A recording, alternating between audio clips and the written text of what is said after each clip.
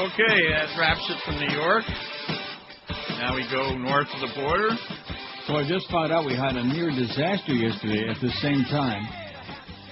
What happened? Your little waddling, pudgy partner in crime there tells me that they potted us up, and we didn't know we were on the air yesterday. And I'm sitting here going, doi, doi, doi, doi, doi, doi. Yeah, like I do that a lot these days. Yeah. And he's talking to me, and our guys hadn't potted him up, so... Doi, doi, doi, doi.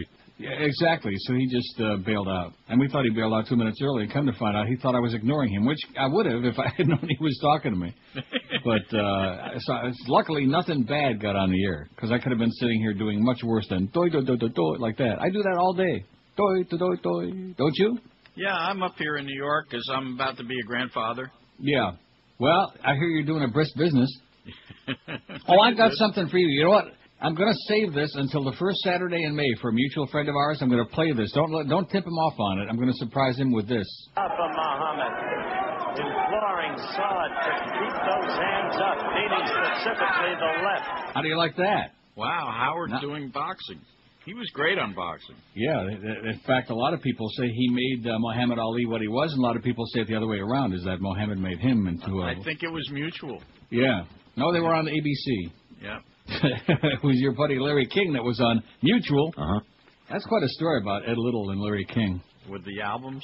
No, about the fact that Ed Little was obsessed with Larry King, and he's the one that got him on Mutual. Oh, yeah. He was the president of Mutual. The only reason that he made it to Mutual, and then his overnight show failed so badly, they tried putting him on the daytime because they couldn't make any money on the overnight show. Yeah. And they put him on the daytime, and most of the affiliates wouldn't carry it because they had local programming. And then, of course, he wound up somehow getting that gig on CNN. And here we are all these years later, and he's like, look where he is and look where we are, you know? Yeah. Not that we're doing bad, but, he's in the stratosphere. He is in the stratosphere. That's exactly correct, man. He's got more money than God. Not that he's paying back all those old debts, because most of those people died that he owed the money to. You know, when you say Ed Little and Larry King, I keep thinking about, you know, that story. I think we've talked about this when they were missing a bunch of albums in the days when you used to play albums. Right. And Little went to Larry's house at 7 o'clock in the morning and banged on the door and stormed in and went to the closet and found all the albums that were missing. Right. Oh, he was just borrowing them. He wanted to listen to them at home. He was a big music lover. That must have been it. Yeah. But next time you go to Gulfstream, ask for a look in that drawer where they have all of his bad checks. The Larry King drawer. Except more than one person told me about that. I thought that was at Hialeah. Well, it could have been. But anyway. Probably all vanished along with those palm trees from Andrew. Remember that? Yes.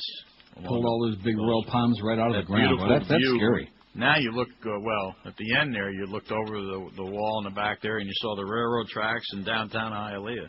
Yeah. The palm trees used to shield you from all of that. That's why nobody was going there. That's one of the reasons nobody was going anymore, and that's why it's not in business. Yeah. Boy, that place became such a toilet. Wow. Oh, it's terrible the way they let that place go. Yeah, and then you go to get a hot dog, and they had those mysterious green weenies, and I'm not talking about the ones that Bob Prince was talking in Pittsburgh. It was just grotesque, filthy, nasty. So next time you see John Brunetti, tell him thanks a lot. Okay. Thanks see him once in a while. And also ask him about Gary Cohen. Okay, I will do that too, yeah. No, you need to talk to Phil Saltzman about that next time you see Phil. Yeah, I don't see Phil that much anymore. He's, really? Since he's not the announcer anymore at Calder, he plays poker all the time. He plays poker? That's what he's doing. What is that? Well, I just heard your spot for poker. This gambling stuff has got to stop, man. All this gambling, we're like a bunch of degenerates here. You guys are out of control. I am a champion of gambling. Oh, guess where I'll be tomorrow morning, real early in the morning? At the slots. Yeah. At Woodbine. Yes. I will be at Belmont for the next 2 days. Well, there you go. I'll be working. Let's see who can lose more. Yeah.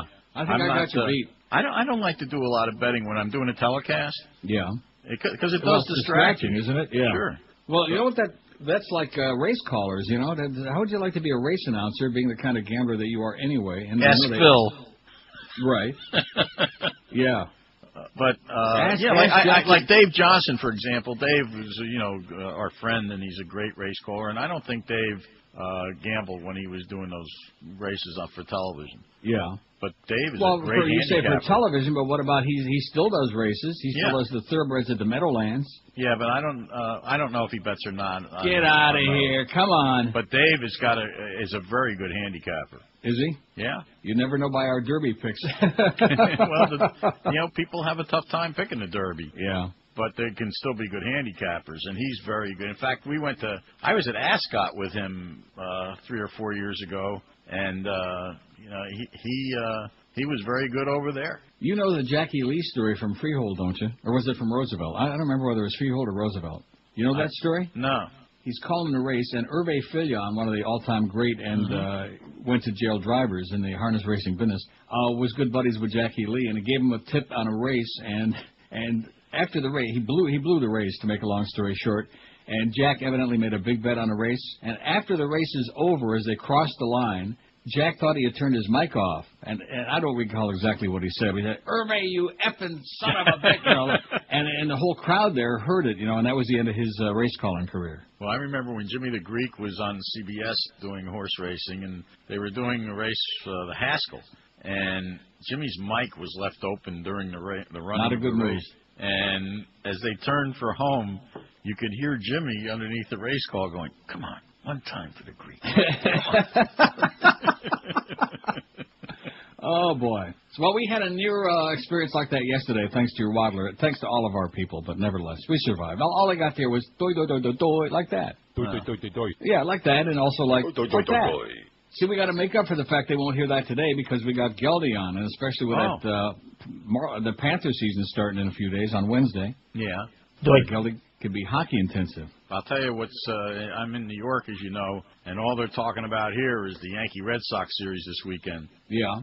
And it's something. It was very predictable that it would come down to the last weekend of the season between those two teams, and it's going to be fun to watch. Well, they can send some. In fact, the Red Sox had to come back yesterday. I told Josh Cordes a couple of weeks ago. I said, well, the way the schedule is, the Blue Jays could be the spoilers at the end of the season. He said, "Oh, what are you talking about there?" Yeah.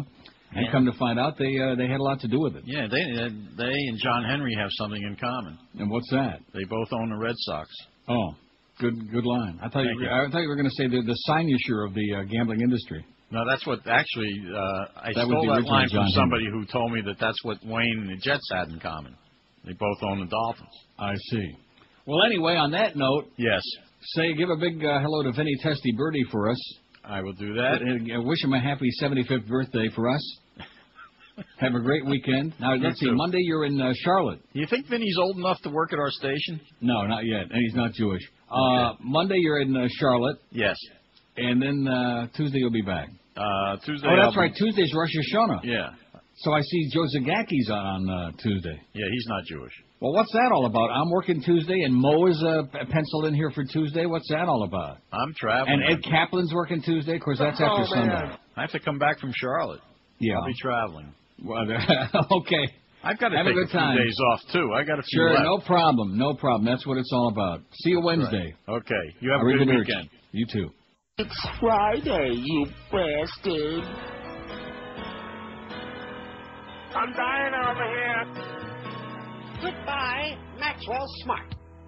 Would you believe that Don Adams is still alive and loving it? And bench pressing 2 bottles of his favorite gin? No, Max. Would you believe he's in robust health? You think so, Tennessee?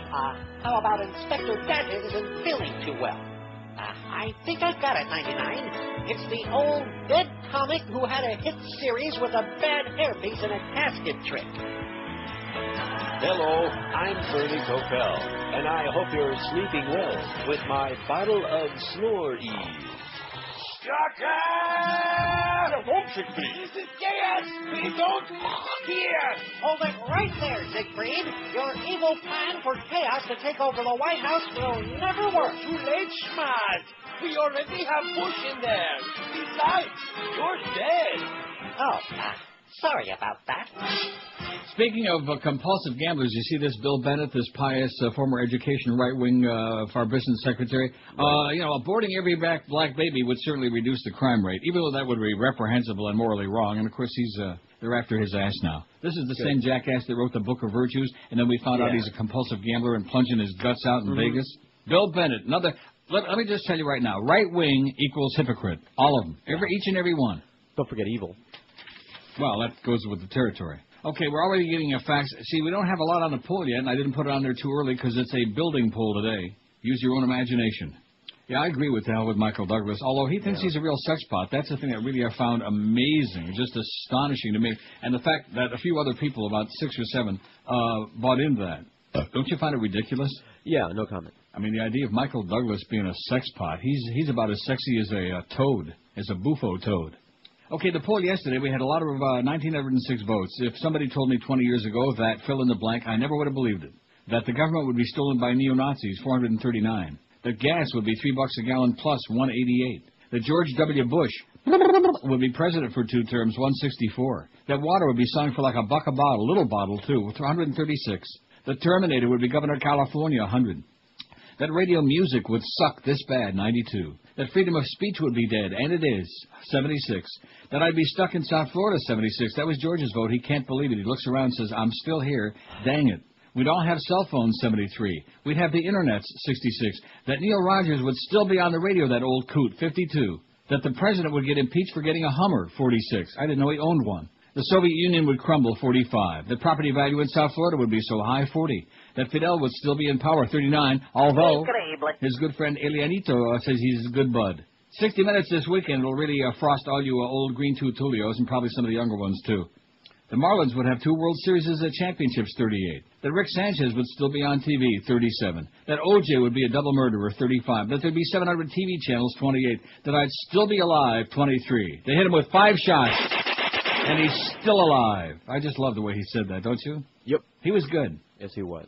What was his name? I don't know. You want me to look it up? No, I don't mean the actor. I'm talking about Salazzo. Right. The media would... Oh, guess what was on Spike last night? Godfather 2 again. They're just over and over and over with that. I mean, and I didn't watch it. Actually, they ran the marathon. Oh, is that what it is? Of all of them, yeah. Wow. I think that's the first time. I'm finally, I guess, saturated. First time I saw any of the Godfather stuff on TV, and I just moved on. I was hoping for a rerun of Flowers in the Attic. The media would cave in, 22, and they sure have. That Hispanics would outnumber blacks, 20. Well, if Bill Bennett has his way, if we abort all the black babies, then Bill Bennett can make sure that happens. What a jackass. Oh, that would be morally reprehensible and, but... Yeah, they ought to lynch his ass, his big pudgy ass.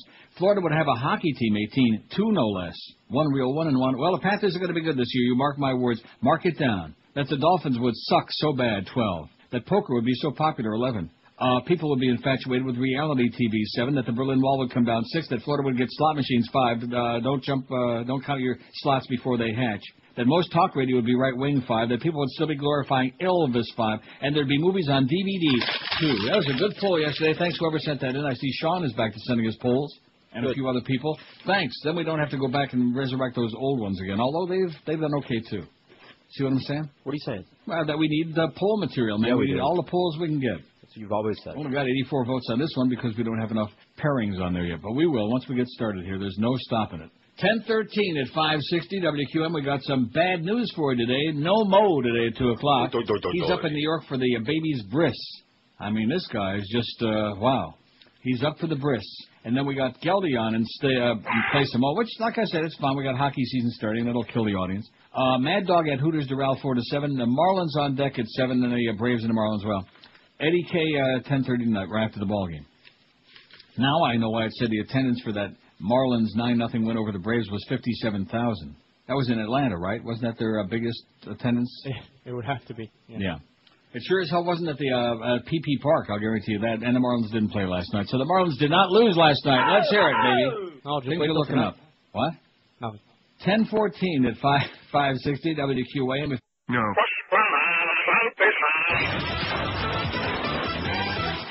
It is a baby boy for pop star Britney Spears. She delivered a bouncing baby boy by C-section with Federline by her side. Britney, it's pretty tough giving birth, huh? It's pretty rough. You know, the following footage of the birth is kind of graphic. A lot of your fans are kind of young. And You know, I can't help that. And if the parents don't want them to see it, then change the channel. Okay, you've been warned. Here's the footage. Oh, my God. Oh, my God. Oh, no. What are they doing? We're doing a C-section. Oh, my God. Okay. So let's hurry, y'all. Seriously. We're going as fast as we can. Okay. Oh, boy. Oh, my goodness. Hello. Ew. Whoa, it kind of looks like... My butt. Yeah. Okay, speaking of that, here's our poll today. Thanks whoever sent this in. Who did send this in? Somebody. I don't know. Some person. Actually sent two. The other one, I don't know if we're going to do the scariest celebrity love child. The one we're doing today is celebrity love child you'd most like to see. Not celebrity love child you'd most like to see being made. See, that's a different story. It is? Oh, you're actually talking about, like, the child, the genetic. Right. Well, that's a difference. That takes it to a different level, and, of course, much more desirable. But nevertheless, we don't want to get joiced. Anyway, whose celebrity love child would you most like to see? That's the poll question. We just got a few on there because we're waiting for you people, for you people. We got 99 votes. Scarlett Johansson and Tom Brady leading with 26. Natalie Portman and Johnny Depp right on their ass with 24. Anna Cornajolia and Enrique Iglesias 20. That's never going to happen. Halle Berry and Shamar Moore. That's Malcolm from Young and Horny is what he is. 16. And Britney Spears and Brad Pitt 13. That's what we got so far. And also somebody faxed in Pierce Brosnan and Catherine Zeta-Jones. Okay. And at the end of this fax it says, to hell with Michael Douglas. Blah is what it says. Fah. And I agree with that. I mean, he's okay in some movies. He was okay, and he was real. He's a nebbishy, nerdy guy, and he thinks of himself as a sex pot. He plays really. He's almost like Kevin. What's his name? What's his name? Spacey? No, Kevin. The real boring guy Costner. from who? Costner. Kevin Costner, right? Good. But that's how boring he is. Yeah. That's why he was good in Fatal Attraction, because he just was so mealy-mouthed and weak and lame. And you know what I'm saying? He's got jowls. He's got those old man jowls. No, not that. Whatever he's got, but he's just like a weak sister. You know, he's just he's not a forceful guy. He's not like he's weak. At any rate, so we got 100 votes on that, and that's what we got so far. 5670560. I thought we'd add like a whole bunch of them here in the beginning of the show, and then I can get onto my important stuff like the very jackass column. That's heavy-duty stuff. And by the way, I see that Joel Feinberg would do anything to hurt us at WQAM, including maybe even hiring Sid Rosenberg from the Fan. Don't do that. Please hire Sid. Sid the Kid. Please. The only line ringing is line 9. QAM, hello. I got one for the poll. Yes, sir. Benicio del Toro and Sandra Barnhart. Yeah. You got one for the poll, all right. Holy moly. Get that man some help, okay? For the North Pole. Wow. I just about lost my bacon. I just about puked it up. Oh, that was good. WQAM, that was a good match, though. QAM, hello. And the board goes Hey, what's going on, boys? Yes, sir. Just wanted to call, and I don't really have anything to joint, though. What else George, I love you. WQAM, hello. I thought this was going to be a good poll today. Yes, sir. How you doing, Neil? Neil, I wanted to bring to your attention two programs on the air right now. One of them I'm sure George has seen. Weeds? Yes. What do you think? It's weak. You think? He says Weeds is weak. I wish it was good. I've been watching it, hoping that it would, be weak good. Weed. There's nothing worse than weak weed, man. It's like there's stuff to like, but it's weak. It's thin. And you guys have to tell me what you think of Tara Reid. Can somebody just shoot her? Who? Tara Reid. She has a show. Yeah, there's nothing wrong with her. I haven't seen it yet. Crap. I have no desire. Yeah, call George when he's on in a week and a half. I don't watch that crap. 5670560. These people have got their own agenda today. That's fine with me. No problem. What else is the Geldy warm-up show? I thought this would be a good poll, but they just they don't get it. I don't know. Although I think that guy really had the best one there, Benicio del Toro and that cow. WQAM, hello. QAM. All right, now. Yes, sir. Hey, I know this goes back to last week, but I wanted to tell you I seen that movie Garden State, and it did suck. Yeah. I warned you. Why did you waste your time? Why did you do that? Or you actually, I seen it before you talked about it. Oh, boy. And somebody showed it to me, man. Oh, my God. 4 stars the so-called critics gave that movie. 4 stars. I wouldn't give it a half a star. Yeah, I totally agree with you. And have a nice day, Neil. And back to you. And maybe somebody actually saw Flowers in the Attic who would like to give us a fourth that emotion. Not that anybody would watch it, but I'm just warning you, some of these movies come on cable a lot, and if you're bored to tears, which in South Florida is very easy to do, don't waste your time. You'd be spending much more productive time just like doing a nasaloctomy, in other words, picking your nose. Staring at the wall. Anything. WQAM, hello. Neil, I got one for the poll. Yes, sir. Rectum. Oh, at least he waited. See, I thought there'd be like an immediate click. He was waiting for us to laugh. I thought, no, that wasn't going to happen. WQAM, hello. How you doing, baby?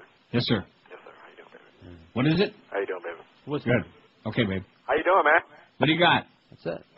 Okay, nothing. Fine. So, like I said, I'm just going to go to my pile here because I thought we'd have the only way to have a lot of votes on the poll is get a whole bunch of choices up on there. In fact, I might just get rid of the poll altogether. I thought it was. Didn't you think it was good? I thought it was just fine. A lot of combinations you could these people had any imagination out there, but they just have no imagination. It's like, oh, gee, what are we supposed to answer to that? I don't know. I think part of the problem is it requires thinking of some hot chick and a good-looking guy. Oh, we don't know a good-looking guy. No, they can't handle that because it, threatens their. And something. I'm worn out with that. I'm tired of it. I'm really just sick and nauseous. I mean, at least Josh Cordes admits that Tom Brady's a hot guy. Okay, I respect that. He was talking about it off the air just this morning. There you go. I mean, what? I mean, I don't understand. An old fag like me, all of my life, and they don't come no faggier than me. I see a hot-looking chick. I know. I can recognize one right away. I say, man, look at that. She's a knockout. I see people like that, especially here. Beautiful, beautiful women. Yeah, unbelievable looking. Huh? Take their picture. Send it down. Nah, I'm serious.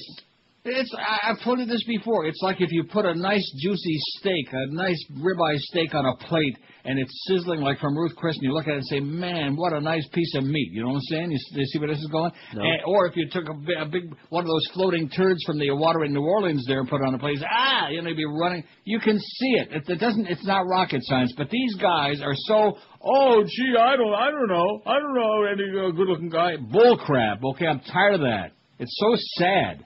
All these American men who are so uptight about their own sexual proclivities, all these closet queens out there. WQAM, hello. QAM. WQAM, hello. Yeah, is it Neil? Yes, sir. Hey, I got one for your celebrity poll there. Yes? Yeah, Jim Nabors and Ron Hudson. Oh, cute. WQAM, hello. Hey, what's the poll about? It's about idiots who call and don't know what the hell the poll's about. WQAM, hello. Neil. Yes, sir. I don't know if anybody suggested this yet, but how about for the love child poll? Yeah. Yours and Mo's?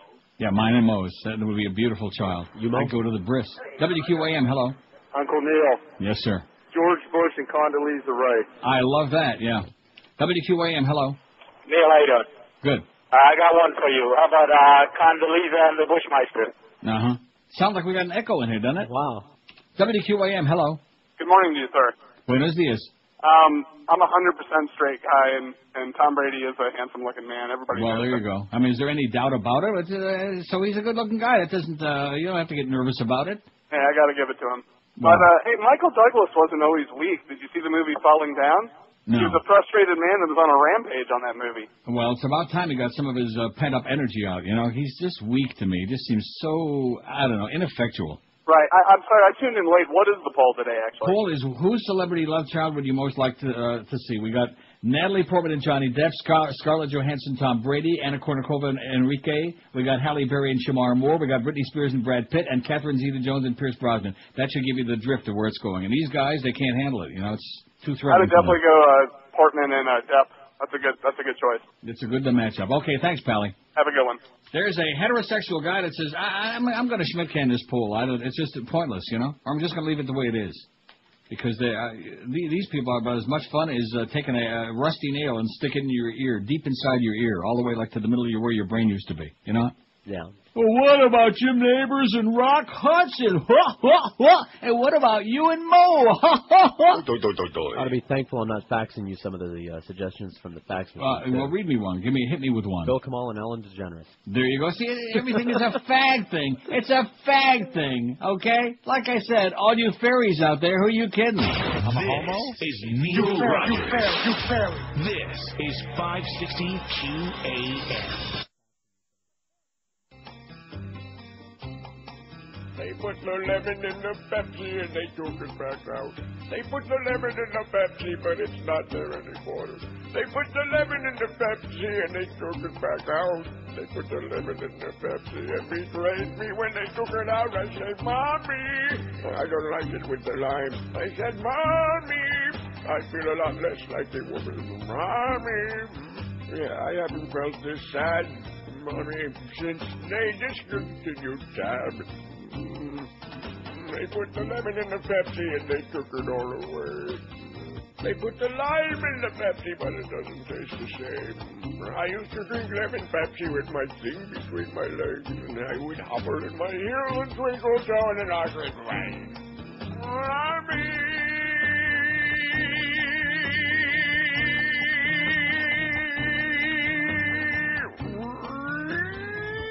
I figure like this.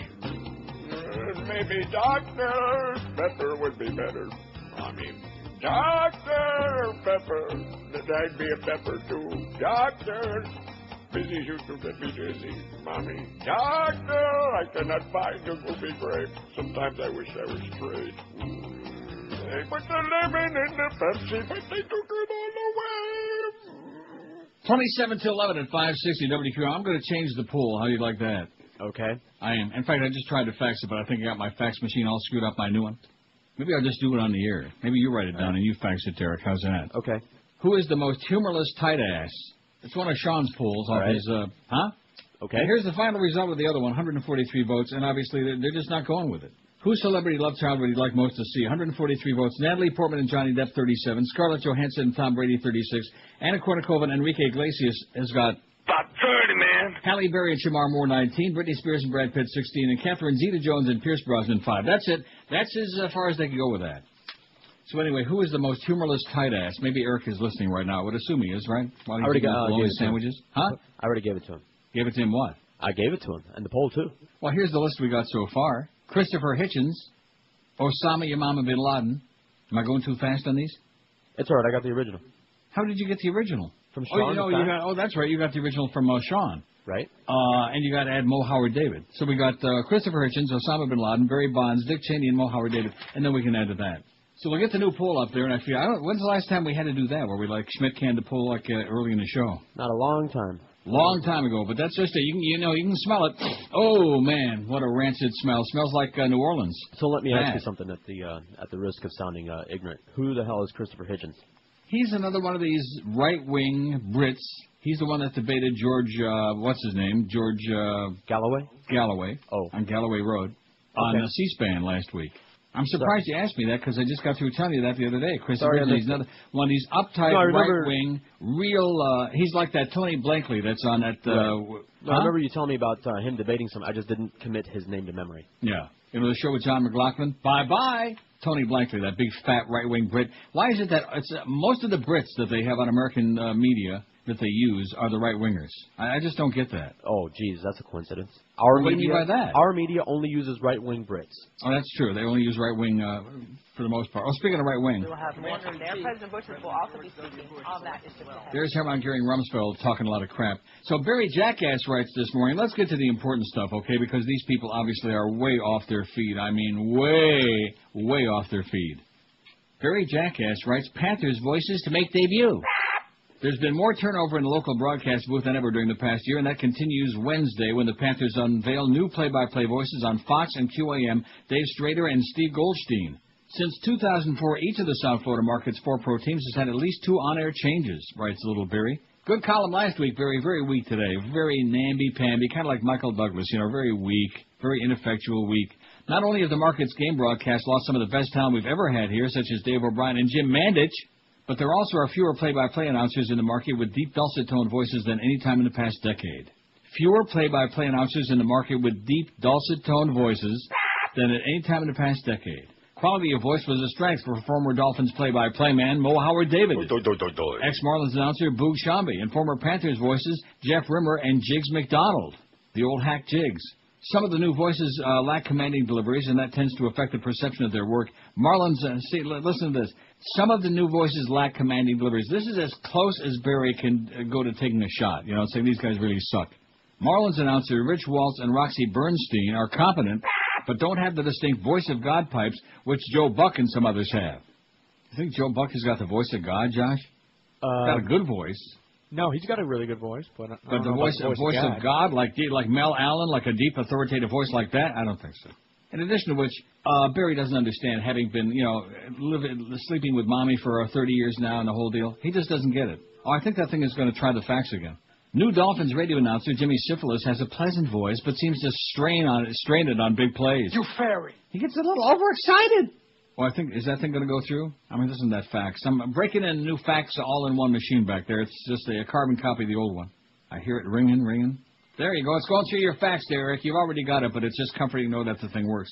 Goldstein, Geldy, will team up with Randy Moeller. Doesn't have a classic play-by-play voice. And why can't you just say he's a squeakmeister, okay? He's going to do a fine job. Why can't you just say he's got a squeaky, bizarre voice? But he figures to give a conscientious call, writes Barry. What does that mean, a conscientious call? Well, what does that mean? Well, what's an unconscientious call? Jesus. Goldstein plans to follow puck movement in a way similar to the approach of Jugs McDonald, who retired. Oh, yeah, I hope better than that. Oh, that thing is dialing again, I think. Goldstein, 35, the Panthers pregame and postgame radio host since 97, has called 2 Panthers games as a fill-in in 99 and 2002. I'm real confident. I've been waiting my whole life to do this job, said Geldy. Stater, who will be paired with Dennis Potvin, Denise, was the logical successor to replace Rimmer, who left for the Columbus Straitjackets. I've always tried to create space for the analyst, said Strader, 50. Worked the past 8 years for ESPN after 11 years with the Red Wings. Then he's got thoughts on the Dolphins and broadcast teams. As 790's Dolphins analyst, Joe Rose is criticized when appropriate, has proven to be the best choice to replace Mandich, who didn't want to leave WQM. Thank God! That Joel Feinberg would do anything to hurt us. The Dolphins needed a strong personality to fill Mandich's shoes, and they found that. Oh, the fax went through, thank God. But Rose must avoid screaming over Cephalo on big plays. See, I don't hear any of that. Now, have you listened any more, Josh, or are you just giving up? No, I've given up. Given up, throwing in the towel. Cephalus had his best performance Sunday after struggling with misidentification of several players in the Jets game. The next challenge is identifying receivers more quickly. You see how namby-pamby... He sucks, okay, Barry? He just plain sucks. Quit the crap. Beating around the bush. When somebody is good, licky all over, okay? Praise them all, and if they suck, just say it sucks. No logical announcing team. This is the best. This is the most hysterical...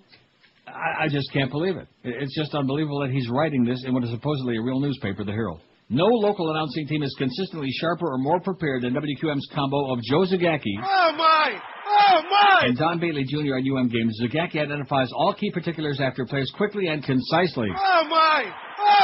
I mean, it leaves me limp thinking about the kind of swill that passes on the air in this market. Bailey has mastered the art of delivering the snappy, cogent soundbite. Both are adept at predicting storylines, such as Zagacki anticipating Greg Olson being the go-to guy versus FSU. Then, around the dial, he's got a bunch of stuff that nobody cares about, but the obligatory suck up, get your head way up into Joel Feinberg's butt, Barry. 790's accepting tapes from people interested in being host on the new 10 p.m. to midnight show. Oh, and Sarney, I didn't even print his column out because he didn't write it, but he had the name of it. What is it called? Dios Mio? Something like that. Applicants must speak fluent English and Spanish, though the program will air in English. Applicants must speak fluent English and Spanish, though the program will air in English. Oh, yeah. That's kind of like why we hired George for this show. See, on Thursday, here comes the best part. This is what you all been waiting for, y'all. On Thursday, 790 interviewed, but it would not say if it would hire controversial talk show host Sid Rosenberg. Oy! Rosenberg reportedly received treatment earlier this year for gambling and substance addictions and resigned under pressure from WFA in New York this month after failing to show up for work. That's exactly the kind of guy you ought to hire, Joel. If I were you, I'd get him on there right now from 6 a.m. to 6 p.m., 7 days a week. Sid Rosenberg. Now, he's the guy, for those who wonder, who the hell is that? He used to be on doing sports on Imus in the morning on MSNBC and on the radio show. Really good sports guy. Yeah, he looks like Bo Dietl with the worst haircut. That's Sid Rosenberg, who evidently has made some really outrageous and grotesque remarks. Wasn't Clarence telling us about that? I'm sorry, I was not listening. Yeah, in other words, he's not. Although I was here. He's a disaster, which I'm surprised we didn't hire him. This is Neil Rogers. This is 560 QAM.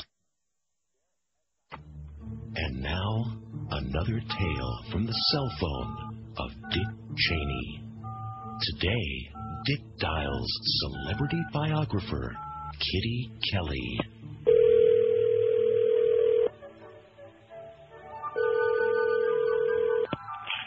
Hello? Yes, hello. Kitty Kelly, please. Speaking. Yes, Kitty, this is Dick Cheney, Vice President of the United States of America. How are you? Fine. That's good. That's nice. Is there something I can help you with? Yes. It's just that book that's coming out next week that you wrote. Frankly, we question its credibility, and I was wondering if maybe you could wait a couple of months before actually putting it out. I'm sorry, my phone is breaking up. Did you just ask me not to print the book until after the election? Yes. After George Bush gets reelected, print all you want. We won't care then. Why would I want to do that? Hello?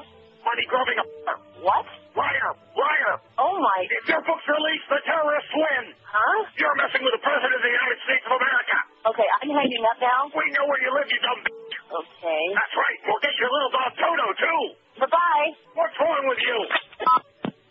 Hello? Hello?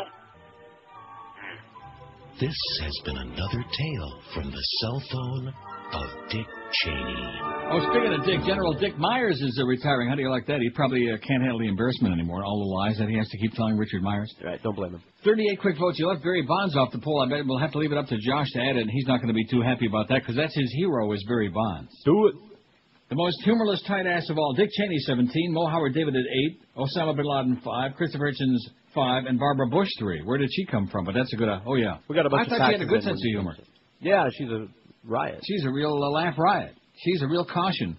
Anyway, speaking of Iraq, I just always like to throw these things in, and we just got an update. Attacks followed day in which nearly 100 killed, Constitution vote looming on the horizon. Look at this. On the day of his retirement as the chairman of Joint Chiefs of Staff, General Richard Myers discusses the war in Iraq with Today host Matt Lauer. Hope you missed that this morning. I did miss it. Good, me too. Sunni-led insurgents killed at least 9 people with a car bomb in a crowded vegetable market today, the Muslim day of worship, in the second blast against Shiite civilians in as many days. The death toll rose to nearly 100 from the previous day's attacks in another Shiite town. Elsewhere in the southern city of Basra, an Iraqi police convoy was ambushed late yesterday, killing 4 policemen and wounding 1. The new surge of violence before the October 15th referendum has killed at least 194 people, including 13 U.S. service members in the past 5 days. We're doing it, baby. We're just skyrocketing those numbers up there. Isn't that what it's all about? I have a feeling it's got to be all what it's all about. That's the only measure of success. Is the number of dead people, the amount of blood that bloodshed and... on Earth when he saw the 4-star general standing in line at the Pentagon cafeteria. The Pentagon cafeteria. There you go. There's your president, man. Everybody look in the mirror, stick your one finger up your butt, and the other one go like that. And there's your president. I hope you're proud.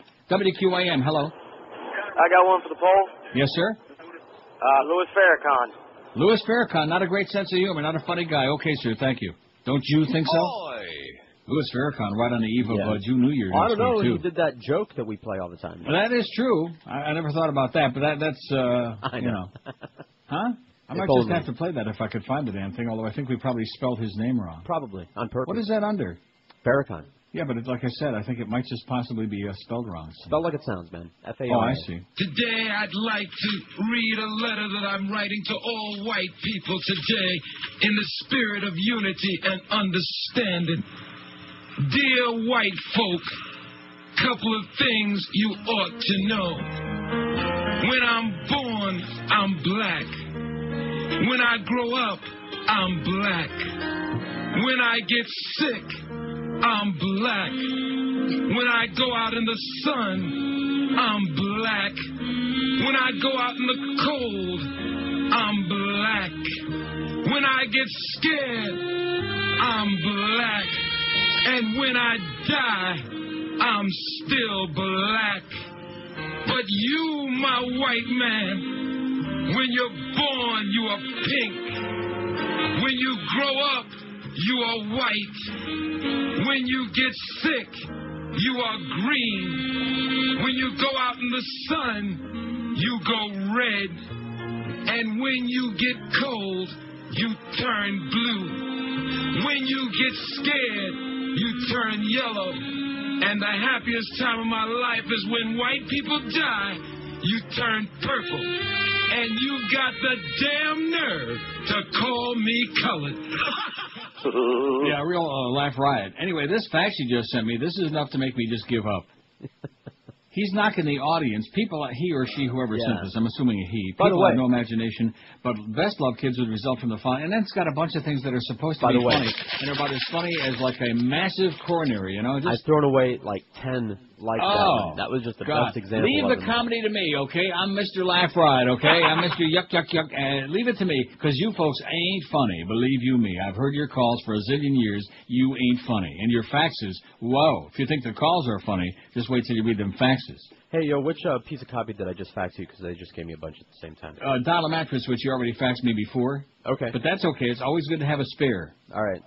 5670560. There'll probably be a few names on this poll, and if not, that's okay, because although somebody faxed in a bunch of good polls, some chronic faxer, thank you. Good stuff, but we'll save those for next week. There's nothing wrong with it. There was nothing wrong with the first one, but it wasn't like one of those where you're like ripping anybody in the ass or like trying to be yuck like that. See, they would have gone better with the second one on there about, which I thought the other way around. I thought the second one was kind of like lame, you know? What was the second one? About the lame, I think I Schmidt lame ducks. Huh? About the lame duck. No, about the sickest celebrity love child, the scariest. Yeah. They had like B. Arthur and Abe Vigoda, George W. and Ileana Rosanna Dana, stuff like that. See, that would have been great. That would have been right up their alley. But you know what? Screw it. We Schmidt canned it. Let's put it in the deep freeze for a while. Let them sit on it and see what they can hatch. WQAM, hello. Neil. Yes, sir. Hey, you're just talking about the retired general. I listened to an interview with CBS this morning. I just had to repeat this comment he made. They asked him about what he thinks about all the suicide bombers in Iraq and his thoughts. And he makes a comment, what these people don't understand is they're losing the support of the world public. When did they ever care about the support? Their mind, their thought process is so warped about what. Why are you listening to a professional liar like him? Why are you paying any attention? Why are you allowing it to disrupt your life? But, I mean, the comments are just inane. Don't do it again, sir. Don't do it again. Consider the source, okay? Don't do it again. Life is too short. Do not listen to Richard Myers. Do not listen to Barbara Starr, Pentagon correspondent for the Certainly Not News Nazi Network. They ask them what they're thinking. And yeah, well, don't ask me what I'm thinking, because believe me, if you knew, you'd like run for the hills, honey. Believe me, bitch. WQAM, hello. QAM, hello. QAM. Spastic Friday, I knew it. WQAM, hello. Yeah, how about the other Tom Welling and Jessica Alba? Yeah, we're not doing that one no more, okay? Although that's okay. See, he's a little bit late. Oh, why are you sending me all this? And why are you sending me? What is this? I don't get it. What is what? One is for today. Oh boy. Yeah. See, it'd be a good idea before the show starts so we can get all organized and everything like that. Fat boy, although at least he does send copy. That's something I'll say for him. I can't say much else. Can't say that it's always very good or like that, but nevertheless, there you go. Good old fat boy. I'm going to go to my pile again. Good. Huh? Well, no, you can sense it. You know how it goes. Like right from the get-go, you can tell it's one of those days when their biorhythms are all out of sorts and they can't get it all straight. They can't do it. WQAM, hello. Hey, Neil, how you doing? Pretty good. How about that self-promoting blowhard on the Weather Channel, Jim Cantore? Jim Cantore, man, there's a good one. I can't stand him. He takes himself very serious. You know what I'm saying? Man, I just hope the national networks don't pick him up. We don't need to see him all the time. That is a national network. Well, you mean the? Yeah, but it's on a small scale, though. Yeah. Okay, thanks, But not to be a sore loser. When 4 out of the 5 musicians are American, that makes it an American band, not an English band. Derek and the Dominos. Whatever you say. Okay, take care. You're taking this very personal. Exactly. Jim Cantore from the Weather Channel, who likes to stand out there and get blown all over the place. Although I will say, now Rob Marciano would have been good for our celebrity matchups for a baby. Rob Marciano and Jennifer Beals. Hey. What's wrong with that? She's mine. Yeah, that's what you think. She ain't no Howard Beale, I'll tell you that. No, she's not. Let's see. Here's a what is this? Oh, more fax ideas. Wow, these people just all. See, I appreciate those, and we'll use them, the good ones. There was nothing wrong with that first poll. We might have to change this poll again to what we're doing now. They're just starting to come up with ideas for the first one. They were a little bit slow. They are, just a little bit slow. Maybe we're on that 75-hour delay today. That could be it. What? Or maybe they found out that there ain't no Mo today, and they're like they just abandoned the station. We'll tune back in when the Mo Meister's on. We got Geldy today. About 30, man. Well, Geldy's going to be squeaking about hockey. No, Geldy, a little piece of advice. Do what you want. I know you will, but leave the hockey talk to a bare minimum, please, if you want to keep any audience. It's South Florida. The anti-hockey crowd. 90 votes, the most humorless tight ass. Dick Cheney, 37. He seems to be 38. Look at that. Wow. Mo Howard David at 17. Barbara Bush, 12. Christopher Hitchens, 10. You've got to see Christopher Hitchens. I want It'll make to. you very angry. If only very had angry. He's one of those very, very uptight Brits who's he's to the right of Hitler. I'd like to see George Galloway just get up and like smash him in the head with a 2x4. Would be good. Because the Brits aren't big on guns. Christopher Hitchens, 10. Osama bin Laden, 8. Louis Farrakhan's got 5. Just in time for the Jewish, for Rosh Hashanah. Barry Bonds for, one for Larry King. Larry King, I thought he had a Yukon there somewhere, that laugh. Yeah.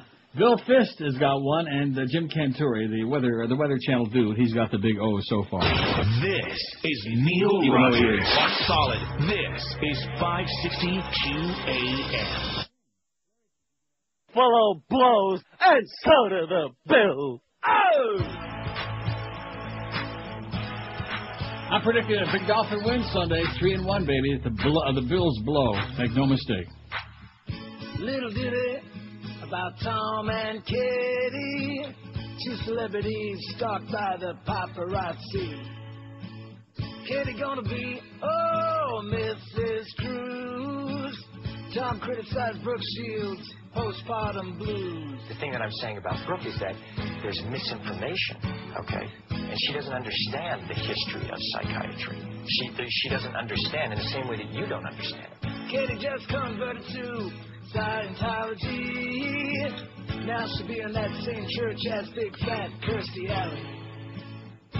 Oh yeah, life goes on long after the thrill of marriage is gone.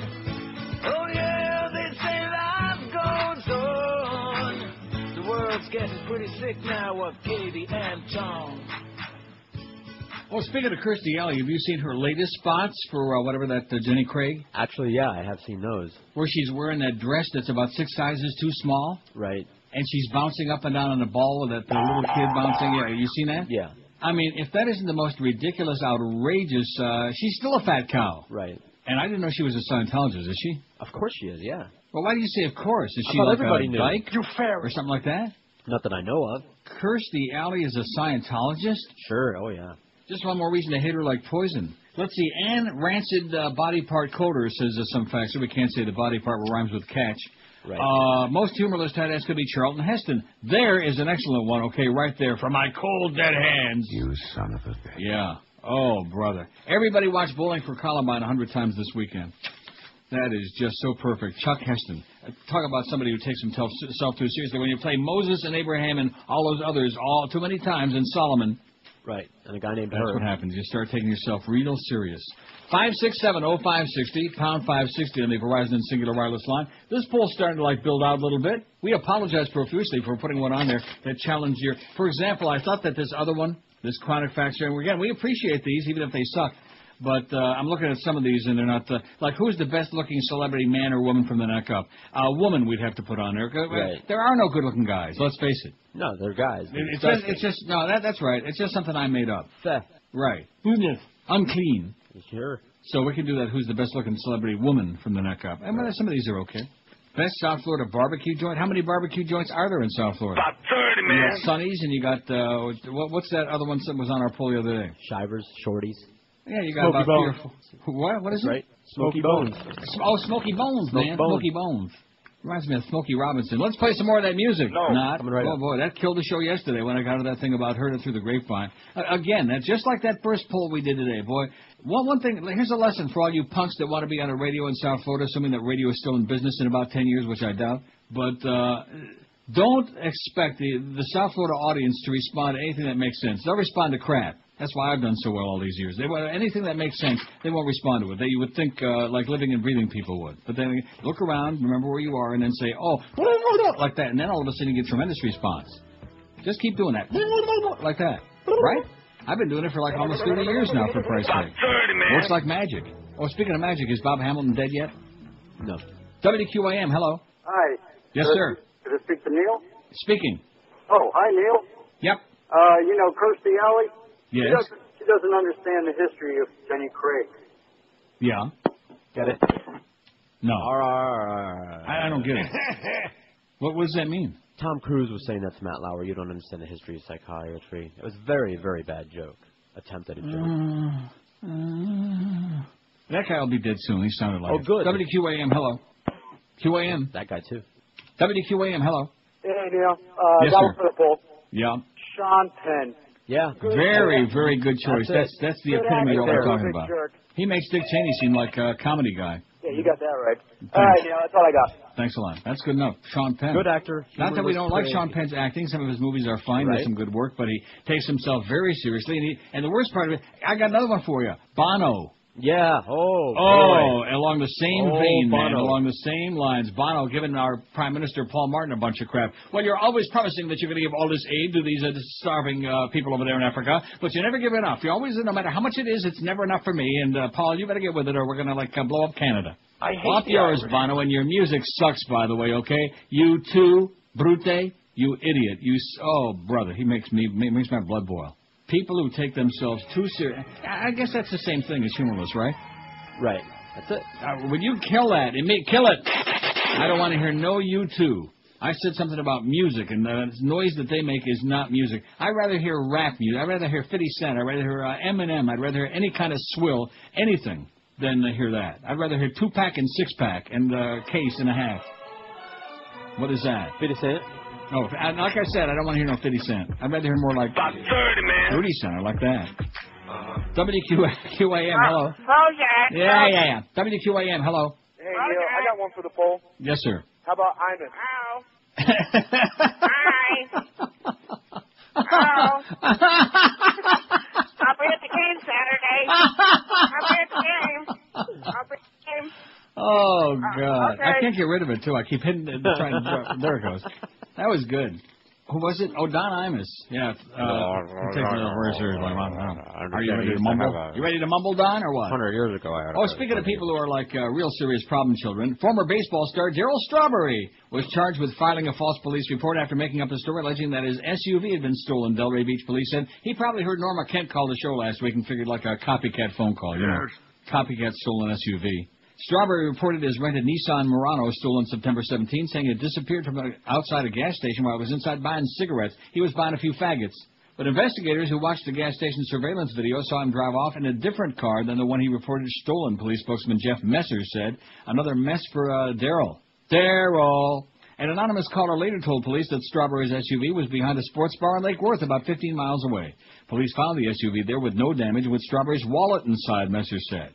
Strawberry, 43, admitted to police on Wednesday that he lied in the original report. He wasn't arrested because the charge, filing a false police report, is a misdemeanor. Strawberry apparently allowed somebody to borrow the car but didn't provide details to police on what may have happened, Messer said. The 8-time All-Star member of the 2 World Series winners has had legal trouble before. No. Strawberry served 11 months in prison in 2002 and 2003 for violating probation on cocaine possession charges. I wonder if Noel Bush got the same kind of treatment on the inside as Darryl Strawberry, huh?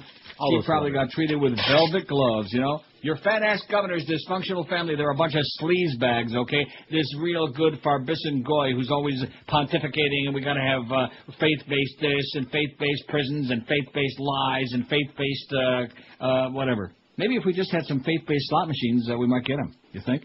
Okay. What a piece of crap he is. Oh, but he's so popular, yeah. Well, like I told you, that's Florida for you. Don't know when they're well off. I say let's bring Elion back and make him the governor. Although he's getting tight with Fidel these days. We'll get to that.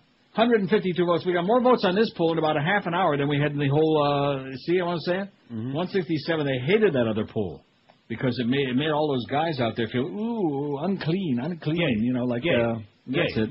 That's right. Well, that Tom Brady, what an ugly guy, you know what? Who's the most humorless tight ass? Dick Cheney, 71. Look at the lead he's got. And hey, that's exactly correct, man. He is so sour. Sour, nasty, full of crap, crooked as the day is long, nasty, miserable, obnoxious, disgusting piece of turd with a weak heart. Dick Cheney, 71. One thing about him, you can't say he's all heart. He's almost no heart. Mo Howard David at 26. Boy, I can't believe Mo ain't doing better than that. Christopher Hitchens, 16. Barbara Bush, 15. Various Bonds, 9. Osama bin Laden, 9. Tied with Very. I see a lot of similarities. Both use steroids. They both smear that cream. Louis Farrakhan, 6, and Calder, 5. There's another one. Larry King, 3. Bill Fist, 3. Chuck Heston's only got a pair of cold dead hands. Condoleezza, 1. Sean Penn, 1. Don Imus, Bono, and Jim Cantore so far got the big... Oh! You got to be kidding me about Bono. Or maybe they like Bono. Of course, you know, they like you too. That's the problem, because their taste in music is in their tush. 5670560. Pound 5. If you like Scottish bagpipe music, you'd love Bono, even though they're Irish. Am I right? Yeah. Organ grinder music, as you said. Oh, awful stuff. WQAM, hello. Good morning, Neil. Yes, sir. Back reviewing Sid Rosenberg before. Back in the day when 1750, 19,000, whatever they were on the dial, WAFN. The Fan Junior, yeah. Yeah, he had a show on there with Scott Kaplan.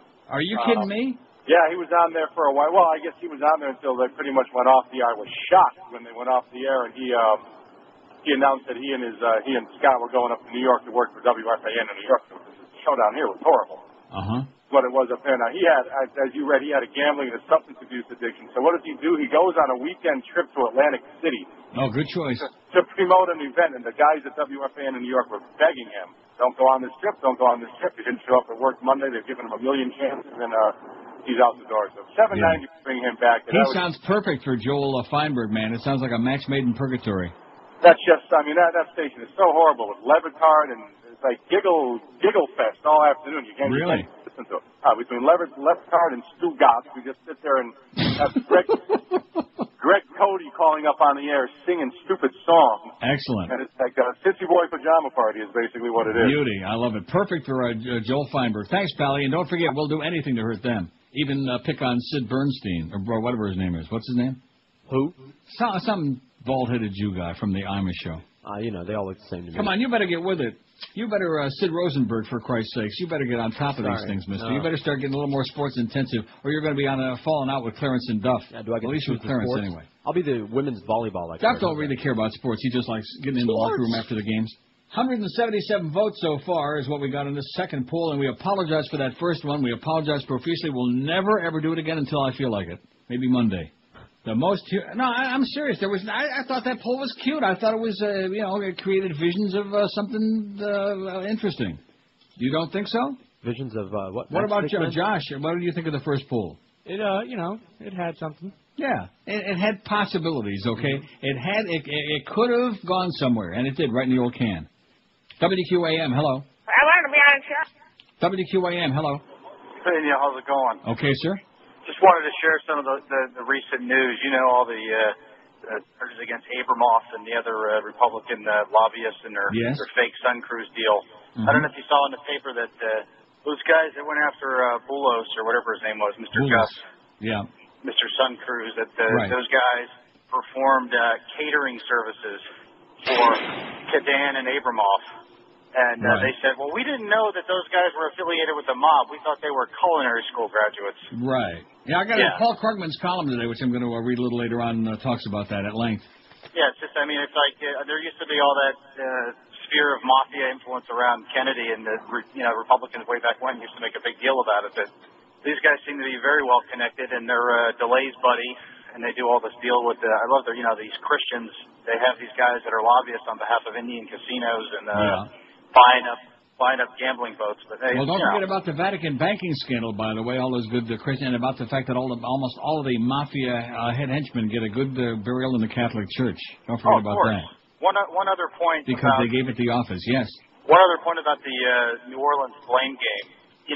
They're going after Nagin, they're going after Blanco, but, all these people in Mississippi are complaining, and I haven't seen too much criticism showered on Haley Barbour, chief Republican pimp. I'm concerned about that. And isn't it interesting now that he's pimping for the pari-mutuels for the casinos? That is, all of a sudden we got to bring him on shore, and we got to save all of these jobs and yada yada. And all his born again Christian friends are like raising four eyebrows. It's kind of amazing. Yeah, well, that's what I love is there's all this. They want all these guys have connections to the gambling industry, but they're I guess they forgot about that part of the Bible that they thump. That prohibits that. But selective memory, Pally. Have a great weekend. All right, take care. Arrivederci. 14 past 11. We got the Geldymeister for Mo at 2 because Geldy is Mo is in New York for a bris. They're slicing that thing, baby. They're slicing it into like 6 different pieces, and the babies too. Mad Dog at 4 from Hooters and Durrell. Then you got that Marlins stuff, and we apologize. I'm sorry. Marlins and the Braves at the stadium. Any interest? No. Come on, get out there and do it. Friday, you bastard. Absolutely. The USA caught me in my spider hole. Now they turn me over to Iraqi control. But if the Americans don't keep me safe, pretty soon there's going to be one more grave in Iraq. Yeah, here in Iraq. As soon as they put me in the dock, I will croak in the jailhouse Iraq. My people can hardly wait to make me pay, just like they did with Hussein Hussein. Only one way to triumph over my foes. Call Johnny Cochran or Mark Guerra goes to Iraq. Yeah, they come to Iraq. In my cell, I'm going to stay locked till they get to the jailhouse Iraq. Maybe if I'm lucky, I can come a plea. Maybe I can even plead insanity.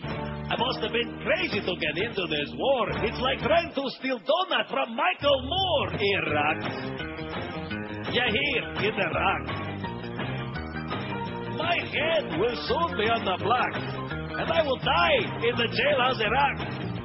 Die in the jailhouse Iraq. Cry in the jailhouse Iraq. 11:19 at 560 WQAM. I guess I probably should read the Paul Krugman article, shouldn't I? Although... What? No, I better get to that right now. Well, we got a lot of calls coming in on. What is it? I said don't tease. WQAM, hello. Yes, I'd like to suggest, I'm a little nervous. I'd like to suggest George put the poll. Yeah, okay. Like I said, we better get to that Paul Krugman piece right away. Well, he does have a point. You're not exactly Mr. Hysterical. Right. That was, who, by the way. I know. Will you relax? Jesus, before he even uttered a word, before he would have taken his, hopefully, last breath. I mean, I don't like the business. Oh, there he is, Bill Bennett. Plus, another tourist is going... Yeah, Bill Bennett. He said, if we just abort all those black babies, not that I really mean it, but if we just did it, man, can you imagine if just about, if a, well, of course, a liberal wouldn't say that, but if they did? Oh, please. There would be such a hue and cry from the media, so they show it like in the middle, like at 25 after. They'll give like about 30 seconds on it. How many? About 30, man. Paul Krugman writes, the way it is. According to a new U.S. government index, the effect of greenhouse gases is up 20% since 1990. Dr. Scott Gottlieb, a 33-year-old Wall Street insider with little experience in regulation but close ties to drug firms, was made a deputy commissioner at the FDA in July. The Arctic ice cap is shrinking at an alarming rate. 2 of the 3 senior positions at the Occupational Safety and Health Administration, OSHA, are vacant. The third is held by Jonathan Snare, a former lobbyist. Texans for Public Justice, a watchdog group, reports that he worked on efforts to keep ephedra, a dietary supplement that was banned by the FDA, legal. According to France's finance minister, Alan Greenspan told him that the U.S. had lost control of its budget deficit. David Safavian is a former associate of Jack Abramoff, the recently indicted lobbyist. Mr. Safavian oversaw U.S. government procurement policy at the White House Office of Management and Budget until his recent arrest. When Senator James Inhofe, who has called scientific research on global warming a gigantic hoax, called a hearing to attack that research, his star witness was Michael Crichton, the novelist. Mr. Safavian is charged with misrepresenting his connections with lobbyists, specifically Mr. Abramoff, while working at the General Services Administration. A key event was a lavish golfing trip to Scotland in 2002, mostly paid for by a charity Mr. Abramoff controlled. Among those who went on the trip was Representative Bob Ney of Ohio. It's not possible to attribute any one weather event to global warming, but climate models show that global warming will lead to increased hurricane intensity, and some research indicates that that's already occurring. Tyco paid $2 million, most of it going to firms controlled by Mr. Abramoff, as part of its successful effort to preserve tax advantages it got from shifting its legal home to Bermuda. Sounds like Halliburton to me. Timothy Flanagan, a general counsel at Tyco, has been nominated for the second-ranking Justice Department post. In the aftermath of Katrina, New Orleans is awash in soldiers and police. Nonetheless, FEMA has hired Blackwater USA, a private security firm with strong political connections, to provide armed guards. Mr. Abramoff was indicted last month on charges of fraud relating to his purchase of Sun Cruise, a casino boat operation. Mr. Ney inserted comments in the congressional record attacking Sun Cruise's original owner, Constantino's Gus Boulos, placing pressure on him to sell to Mr. Abramoff and his partner Adam Cadan, and praised Mr. Cadan's character. James Schmitz, who resigned as the Pentagon's Inspector General amid questions about his performance, has been hired as Blackwater's Chief Operating Officer. Last week, 3 men were arrested in connection with the gangland-style murder of Mr. Boulos. Sun Cruise, after it was controlled by Mr. Cadan and Mr. Abramoff, paid a company controlled by one of the men arrested, Anthony Big Tony Muscatiello, and his daughter $145,000 for catering and other work. In court documents, questions are raised about whether food and drink were even ever provided. Sun Cruise paid $95,000 to a company in which one of the other men arrested, Anthony Little Tony Ferrari, is a principal. Little Tony. Anytime you get a nickname like that, it always gets your nose out of joint, you know? Yeah, no. Iraq's oil production remains below pre-war levels. The L.A. Times reports that mistakes by U.S. officials and a Halliburton subsidiary, which was given a huge no-bid reconstruction contract, may have permanently damaged Iraq's oil fields. Tom DeLay, who stepped down as House Majority Leader after his indictment, once called Mr. Abramoff one of my closest and dearest friends. Mr. Abramoff funneled funds from clients to conservative institutions and causes. The Washington Post reports that associates of Mr. DeLay claim that he severed the relationship after Mr. Boulos' murder. Public health experts warn that the U.S. would be dangerously unprepared for an avian flu epidemic, and as Walter Cronkite used to say, that's the way it is. Paul Krugman's little piece in the New York Times today. That's the way it is. Yeah, it is.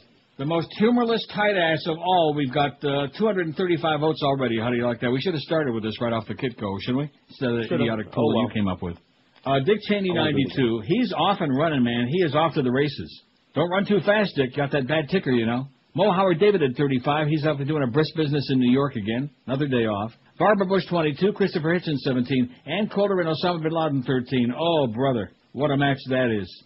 Barry Bonds, 14. Louis Farrakhan, 8. Sean Penn, 7. Condoleezza has got 5. She ought to have more than that. She is just a nasty, miserable. Bill Frist, 5. Bill Larry King, 4. Chuck Heston, 2. Don Imus, 1. And Bono and Jim Cantore don't have any. I guess these people don't feel about Bono the same way that you and I do. Well, there's so many other choices on there. Well, he's doing all of that wonderful work, and he's helping to save mankind, and he's doing all of this important thing for all those starving people in the... yeah, right. Go play your phony baloney music and quit trying. Yeah, I just can't handle it. Pretending to be like the savior of the universe. WQAM, hello. QAM, not there. WQAM, hello. Boy, I tell you, this is one hell of a Friday. I'm going to mark this one down right on my wrist, just like in Memento. WQAM, hello. Hi, Neil. Yes, sir. I have a name for your list. Yes? Martha Burke. Remember her? Martha Burke. The one who wanted to get the women into the Masters, and now she's all complaining about the advertisement for the NHL hockey. She never says anything that isn't controversial. Okay, we'll put her on there. Nobody knows who that is, but we'll put her on there. I do remember her. Martha Burke? Martha Burke. Just put her on there. Don't ask questions. Oh, you know something? They showed Sandra Day O'Connor on yesterday, like a very recent. She was waddling somewhere with somebody. If she doesn't look like Martha Washington, I mean, I'm serious. Right. Am I right? Yeah, and she's got the shakes. And when she's wearing the robe and she's got the big, it looks like that. In fact, she looks almost like George Washington. This is Neil Rogers. Nice piece, honey. This is 560 AM.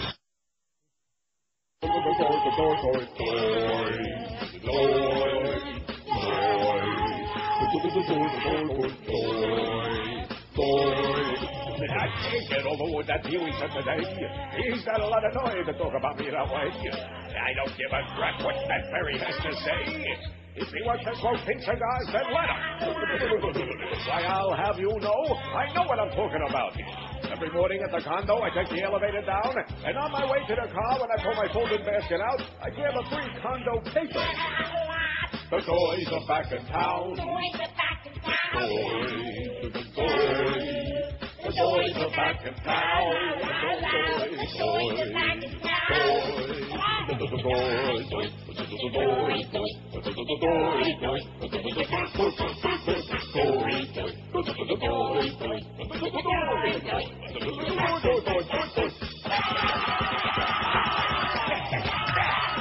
I said the toys are back in town.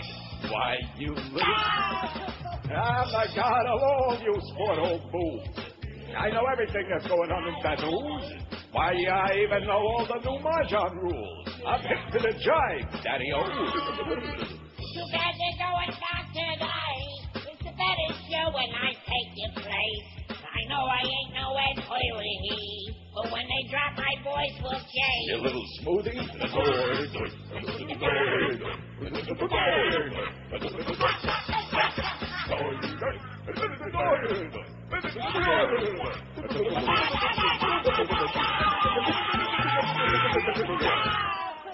Oh, speaking of that, Geldy's going to be on it, too, so you can judge for yourself who does a better job, because Mo is up there attending his grandson's or granddaughter's bris. Maybe it's a granddaughter. Maybe she's having a bris. Think? How does that work? Some places. They do it in Africa, right? Then we got Mad Dog at Hooters and Doral at 4. And then the Marlins stuff, which, quite frankly, anticlimactic. Ed Kaplan after the ball game. Now, I don't want to, throw us off course, and I do want to spend at least 2-3 hours ripping Bill Bennett in the ass that he deserves.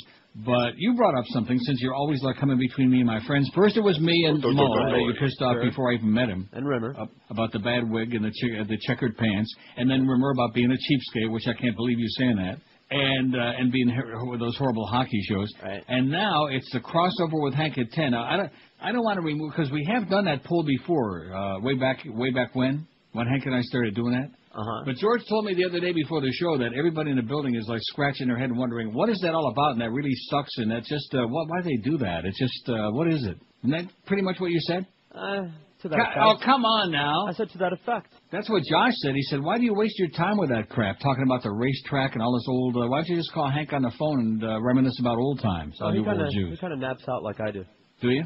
Well, racetrack? Yeah, I got to. Yeah, see, too much of that racetrack talk. It's just ponderous. Well, we talk about other things, like old stuff. So we need to get some more input from the audience on that crossover, because it's, I mean, I enjoy it a lot, and I think Hank obviously enjoys it, maybe a little bit too much, but, see, I'm spoiled because of those Stern days when we used to come on like at 10:45 or 11 o'clock. The salad days. It wasn't good for us, but it was good for us. Like I said, let's try it again. Let's put Stern back on. What do you say? No. Just until he goes off the air at the end of the year. Come on, give it a shot. So let's get some input on that 10 o'clock crossover there with the Humper. Do they listen to it? Do they like it? Do they hate it? Are they just offended by they just puking their guts out? What's their take? See, if there was a way that we could get Eric to, take the poll that we have this would be too much for him, wouldn't it? Would he get, bent out of shape? No. Because I don't know technically if he can do that. Yes. Have we ever done that? We can do it. He can take this poll and remove... Freeze it. Save it on the back burner.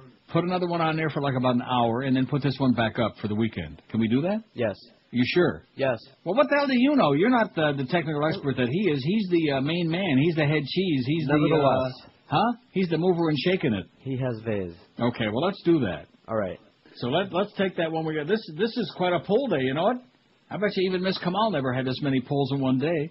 Almost 300 votes on this one. That's good. That's refreshing and reassuring, because the first one went over like a pregnant pole vaulter in the middle of July in Bangladesh. But nevertheless, so we'll put this one. We'll just leave it where it is, and we're going to put up the next one, which is going to be, what's your take on the 10 a.m. crossover between Hank and Neil every morning?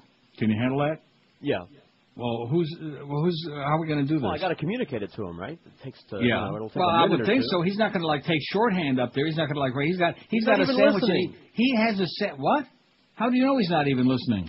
Trust me. He's got a sandwich in each hand. Okay, he's busy attending to his lunches right now. Look at the time. It's almost noon, for Christ's sakes. A fat guy like him. See, one thing you don't understand, if you're going to be of massive girth, you have to, in order to maintain that rotundity, you have to keep feeding that hole. You know what I'm saying? You have to keep feeding it. I do understand. Filling the empty hole. Well, you know something about that. But nevertheless, so anyway, the question is, what's your take, and what are the choices going to be? I love it. I hate it. It's okay. What else? I'm too busy typing to Well, come on, Josh. I love it. He's too I busy hate unloading it. the food. It's okay.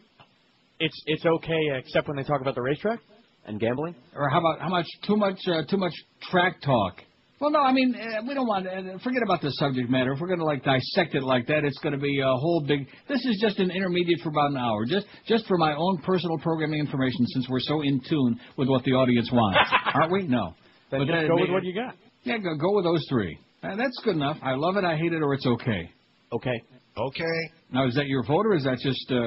No, Congressional Democrats blasted that obnoxious, fat-faced piece of turd. Man, I hate him like... There's one ought to be on this poll, on the one before we take it out. Bill Bennett. He's a bundle of laughs. A humorless tight ass if there ever was one. And I'll give you another one, too, before we take this one off, okay? Can you do this before we change it? Yes. Or is it too late? We can do it. We can do Pat anything. Robertson. There's a bundle of laughs. I don't know. He cracks me up. Yeah. Pat Robertson. I mean, at least Jerry Falwell had the purple Tinky Winky. That was kind of funny. I don't know if he had one or he was just talking about one, but he was involved with one. Yeah. But Pat Robertson and Bill Bennett. Oh, God. Anyway, congressional Democrats blasted former Education Secretary William Bennett yesterday for saying that aborting every black baby in this country would reduce the crime rate, and demanded their Republican counterparts do the same. This is precisely the kind of insensitive, hurtful, and ignorant rhetoric that Americans have grown tired of, said Representative Bobby Rush of Illinois. Bennett, who held prominent posts in the administrations of Reagan and first Bush 41, told a caller to a syndicated radio talk show Wednesday, if you wanted to reduce crime, you could, if that were your sole purpose, you could abort every black baby in this country and your crime rate would go down. That would be an impossibly ridiculous and morally reprehensible thing to do, but your crime rate would go down, he said. House Minority Leader Nancy Pelosi of California called on President Bush to condemn the comments by Bennett, who was the anti-drug chief in Bush's father administration and a real goody two-shoes and finger-pointing and hypocrite and a compulsive gambler with a real serious problem. What could possibly have possessed Secretary Bennett to say those words, especially at this time, Pelosi asked. What could he possibly have been thinking? That's what's so alarming about his words. Bennett stood by his comments last night. I was putting forward a hypothetical proposition, put that forward, examined it, and then said about it that it's morally reprehensible. To recommend abortion of an entire group of people in order to lower your crime rate is morally reprehensible. But this is what happens when you argue that the ends can justify the means, he told CNN. I'm not racist, and I'll put my record up against theirs, referring to Pelosi and other critics. I've been a champion of the real civil rights issues of our times, equal educational opportunities for kids. We've got to have candor and talk about these things while we reject wild hypotheses, Bennett said. Yeah, like aborting every black baby. That's not too wild. Maniac. I don't think people have the right to be angry if they look at the whole thing, but if they got a selected part of my comment, I can see why they would be angry. If somebody thought I was advocating that, they ought to be angry. I would be angry, but that's not what I advocate, he said. Asked if he owed people an apology, Bennett replied, I don't think I do. I think people who misrepresented my view owe me an apology. See, it's always that way, man. Always that way with these people. National media, they talk a lot about the loss of revenue or the inability of the government to fund Social Security. And I was curious, and I've read articles in recent months here that, the abortions that have happened since Roe v. Wade, the lost revenue for the people who have been aborted during the last 30-something years could fund Social Security as we know it today. And the media does never touches this at all. Assuming they're all productive citizens? Assuming that they are. Even if only a portion of them were, it would be an enormous amount of revenue. Maybe, but we don't know what the cost would be, too. I think, does abortion disproportionately occur among single women? No. I don't know the exact statistics, but quite a bit are, yes. All right. Well, I just don't know. I would not argue for the pro-life position based on this, because you don't know. I mean, it cuts both. One of the arguments in this book, Freakonomics, that they make is that the declining crime rate, they deal with this hypothesis that one of the reasons crime is down is that abortion is up. Well, I don't think that statistic is accurate. Well, I don't think it is either. I don't think it is either because, first of all, I think there's just too much that you don't know. But I do know that it's true that if you wanted to reduce crime, you could, if that were your sole purpose, you could abort every black baby in this country and your crime rate would go down. That would be an impossible, ridiculous, and morally reprehensible thing to do. But your crime rate would go down. There you will go down. How do you like that? I'm telling you, take him out and tie his ass to a tree and lynch that son of a bitch right now. I'll get the rope. I just can't imagine why over 90% of black folks vote against the Republicans. I just can't imagine why. Bunch of racist, why would anything even like that even cross somebody's mind, Mm-hmm. And you, mister, you are so out of touch. I think you've lost touch with the South Florida audience. I was the one that was saying that I was the one explaining it to people, the value of it. I beg your pardon? As far as the audience is concerned.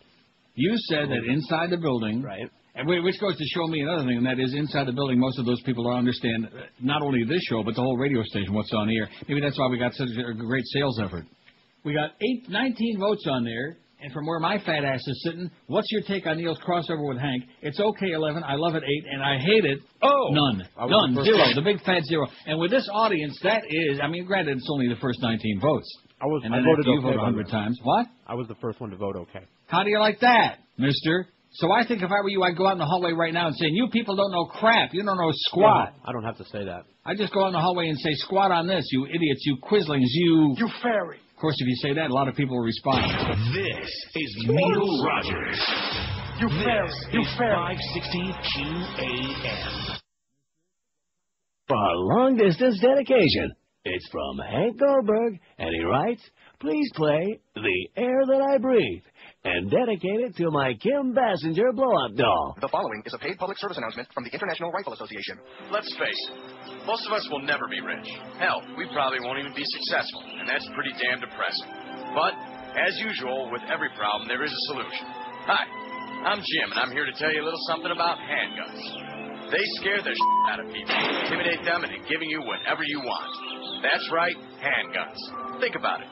Need some cash? Rob a bank. Don't have enough money for beer? Pull up a convenience store. Take some chips and pretzels while you're at it. It's all free if you've got a handgun. Some son of a bitch cheating on your girlfriend? Kill him. It's a simple solution to life's complex problems. All you have to do is wait the 5 days for it, and happiness is just around the corner. Hell, if you don't want to wait the 5 days, who cares? Buy the damn thing off the street. Just buy a lot of handguns.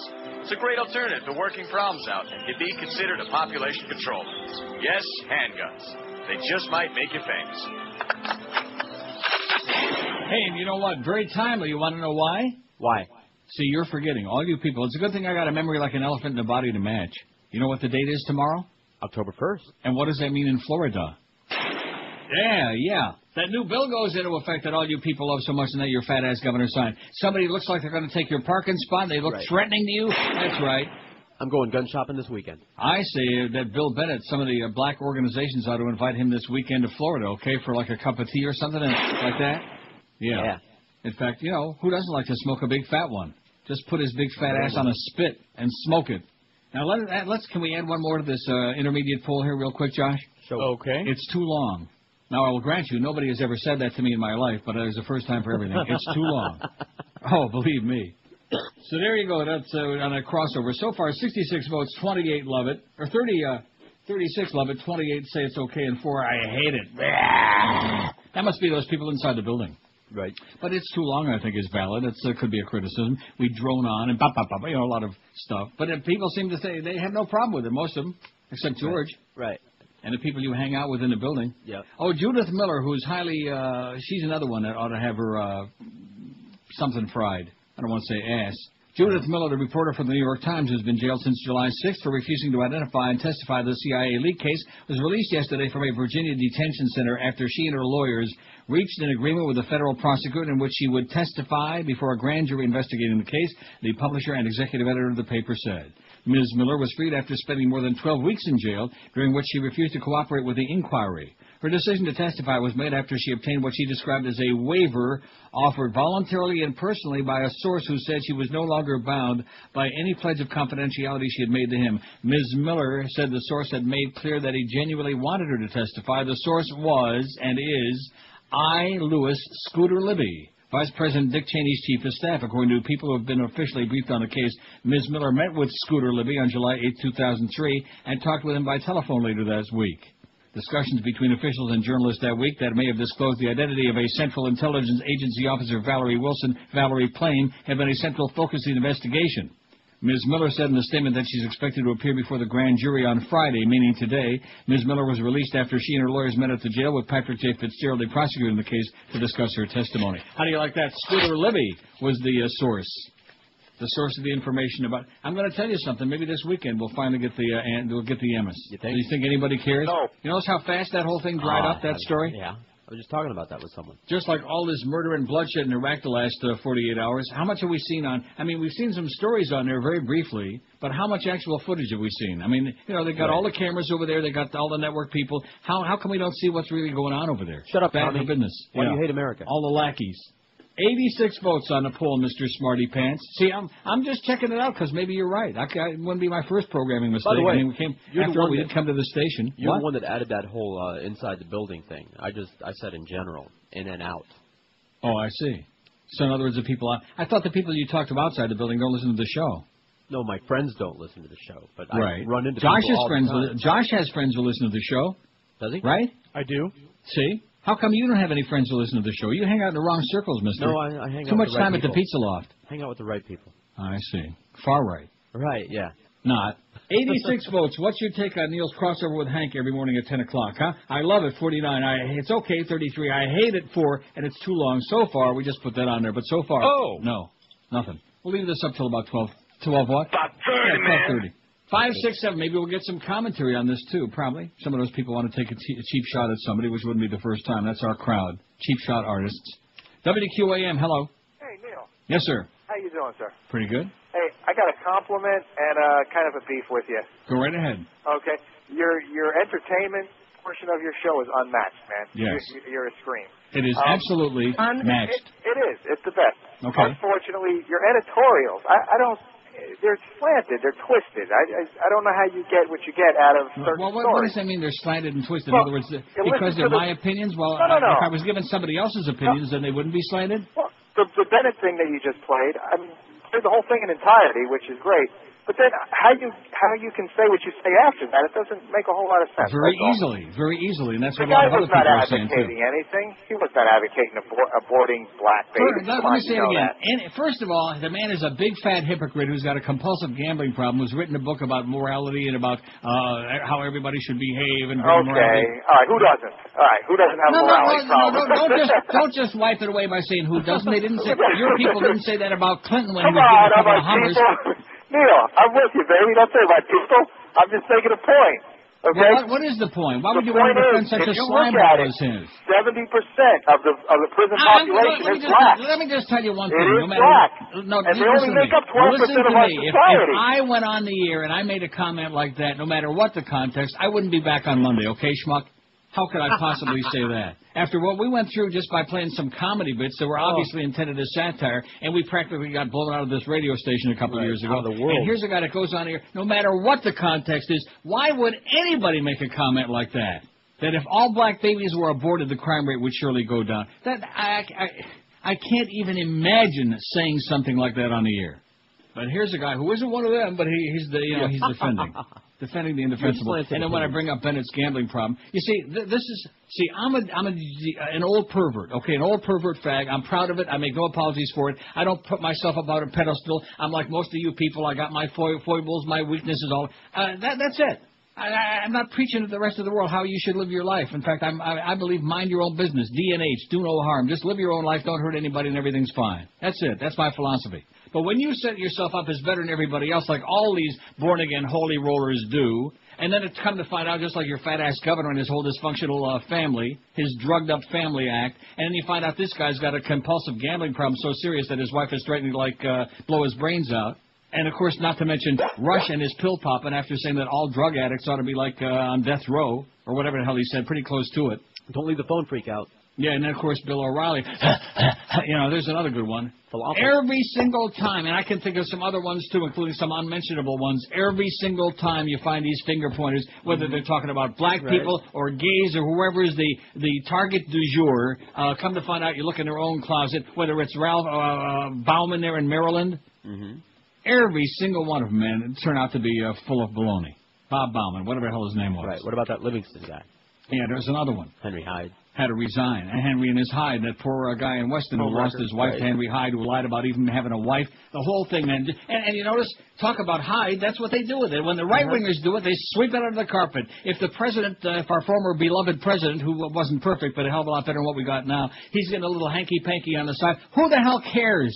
Well, and the media went into a feeding frenzy with that. They went crazy with that. They humiliated and embarrassed and degraded him with that. And it wasn't anybody's business. They all did it. Nixon had his Chinese mistress, and George Bush the first had some thing going on over there with some Japanese, allegedly. Not to mention the Kennedys. I mean, and Eisenhower, good old Ike. Who the hell cares who they're diddling? What does that have to do with anything? But here's a guy who said, and by the way, we knew Clinton was a philanderer. Everybody knew that up front. They went on 60 Minutes, him and Hillary, the whole thing about Jennifer Flowers. And sure, he lied a lot, but nevertheless. And the public still voted for him. But when somebody stands up there super more like Jimmy Swaggart, there's another good one for you. And Jim Baker, on and on. The list is so freaking long. All these goody two-shoes, born-again, right-wing, holier-than-thou, I'm going to tell you how to live jackasses. These gas holes, man. By the way, I fell into that the other day. That was good. Yeah, that was great. Thank you, Mr. President, for those low prices on gas for this bar, you gas hole. 117 votes. Well, that guy got my blood boiling, okay? I mean, I let him have plenty of time. They started getting hysterical and shrieking and yelling, which, didn't he? Yeah, he was laughing. Well, whatever. Maybe that was the whole purpose of the call, because nobody serious could defend Bill Bennett. Nobody. By the way, they had Al Sharpton on there before hyperventilating, and quite frankly, not as much as I thought he would. What's your take on Neil's crossover with Hank? 126 votes. School bus overturned in New York City. There's some stuff going on there. Anybody care? No. What's your take? I love it, 70. It's okay, 45. I hate it, 9. It's too long, 2. So 8.6% have got some kind of a beef with it, and the other 90-some. I mean, that's pretty overwhelming in this town. In this hard-ass town. Let's put a line on there. It should be longer. No. Till like what? Till I would say about noon would be good. This is Neil Rogers. Let's get Hank back on the phone. Till about 1. This is 560 QAM. Oh, don't tell me. Oh, I don't have to. Don't tell me. that the audio vault crashed, that fine piece of equipment. Well, just wait. It's been coming back lately. Bang on it. Yank on it. my way out the studio. Give it a little twist. Call Chubby Checker. Give it a little twist. There you go. Goldstein, but you can call me Geldy. Whenever I'm in town, I listen to... Wait a minute, I am in town. See if you can do it. I It's can't. the 12 to 1 hour. Good. Hello, I'm the general manager of this radio station.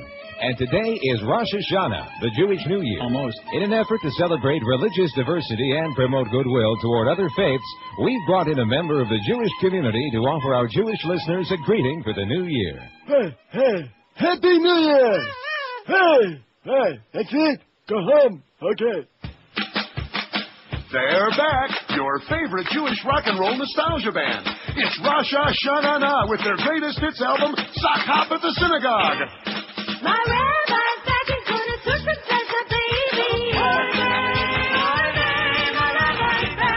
Yes, Rosh Hashanah has reformed to bring you 12 kosher cuts of hop and Hebrew hijinks. That joy isn't good for Jews. This album should be in every Orthodox rocker's collection. Rolling Stone gives it 5 stars of David. Who wrote the book of Job? Sock Hop at the Synagogue, new from Rosh Hashanah. Available at all record stores. We'll talk price when you get here. Don't pass over this album. The Hebrew. Oi! 1202 at 560. Even though that call was a yuck call, I've had so many of those over the years that were like serious. Well, Neil, if you would just stick to the fun and games, and you're so entertaining and you're so much fun. If you would just stop with the politics, people would like you so much better, and you get so much bigger ratings. This show doesn't. One thing we don't lack for on the show is ratings and listeners. Okay, including a lot of those right wingers right now that are sitting there with their finger up each other's butt. My favorite was the old guy that called you not too long ago, just a few months, and said, "Why don't you ever give the contrary point of view?" Yeah. Turn on Rush, okay? He's on right now. Turn on Rush and Flush, and turn on Bill O'Reilly this afternoon. Somebody's got to, because he's still got that point in the Florida market. He's making a big dent. Maybe he'll say falafel. Or maybe he'll just breathe heavy for a couple hours. 158 votes. What's your take on Neil's crossover with the humper? I love it, 81. It's okay, 15. So, see, you're hanging around in the wrong circles. That's okay. That's what it is. Right. What? Well, no, there's no you doubt wouldn't about have said that unless you hated it. You just can't stand it. Right. Remember back at the hockey show days when you ripped me for months for daring to say... No, but wait a minute. If I would have put that poll on that... By the way... Didn't we just do that a few days ago? Of all the things Neil talks about, what do you hate the most? And hockey was number one by a mile. Am I doing any hockey shows? Do I even talk about hockey like maybe 3 seconds a day at most, and that with my legs crossed? The point that I'm trying to make is that now, like then, I was just passing along what they were saying, had nothing to do with my opinion. But that was people calling the show. Right, well. That was calling and saying, what the hell is he doing? Why, has he lost his mind? Are you crazy? And, of course, the answer obviously was yes. Passing along what I'm hearing has nothing to do with what I think. I like doing the crossover with Hank. When I do the show, I like Hank. Why would I be trying to drive away from him? In other words, when I'm not there, you do it? Of course. I didn't know that. We talk harness racing? Yeah. Harness racing? No.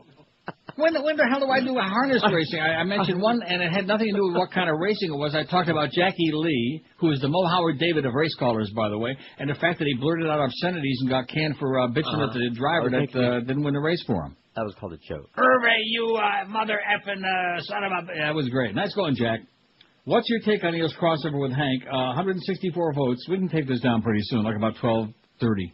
I love it, 83. It's okay, 59. I hate it, 17. It's too long, 5. So a little over 10% on the negatory side, about 90% and a positive side. When you can get over 90% of this audience of South Florida to say anything is good, that they like anything, you have made a major accomplishment, okay? Showing up. That would be like saying, what do you think of that Haagen-Dazs banana nut? See, and 90% said, it's awesome, man. Since Hank's no ice cream talk, no more, no mas. For 3 hours anyway. Huh? Since Hank's only on for 3 hours anyway, I think that you guys should do the first hour together. Look, I love Hank. I love the crossover, but you know as well as I do that when I've been in the middle of the show, when I was doing the show in the studio, every time Hank came in there, it brought the proceedings to a screeching halt because they're two different topics, two different audiences.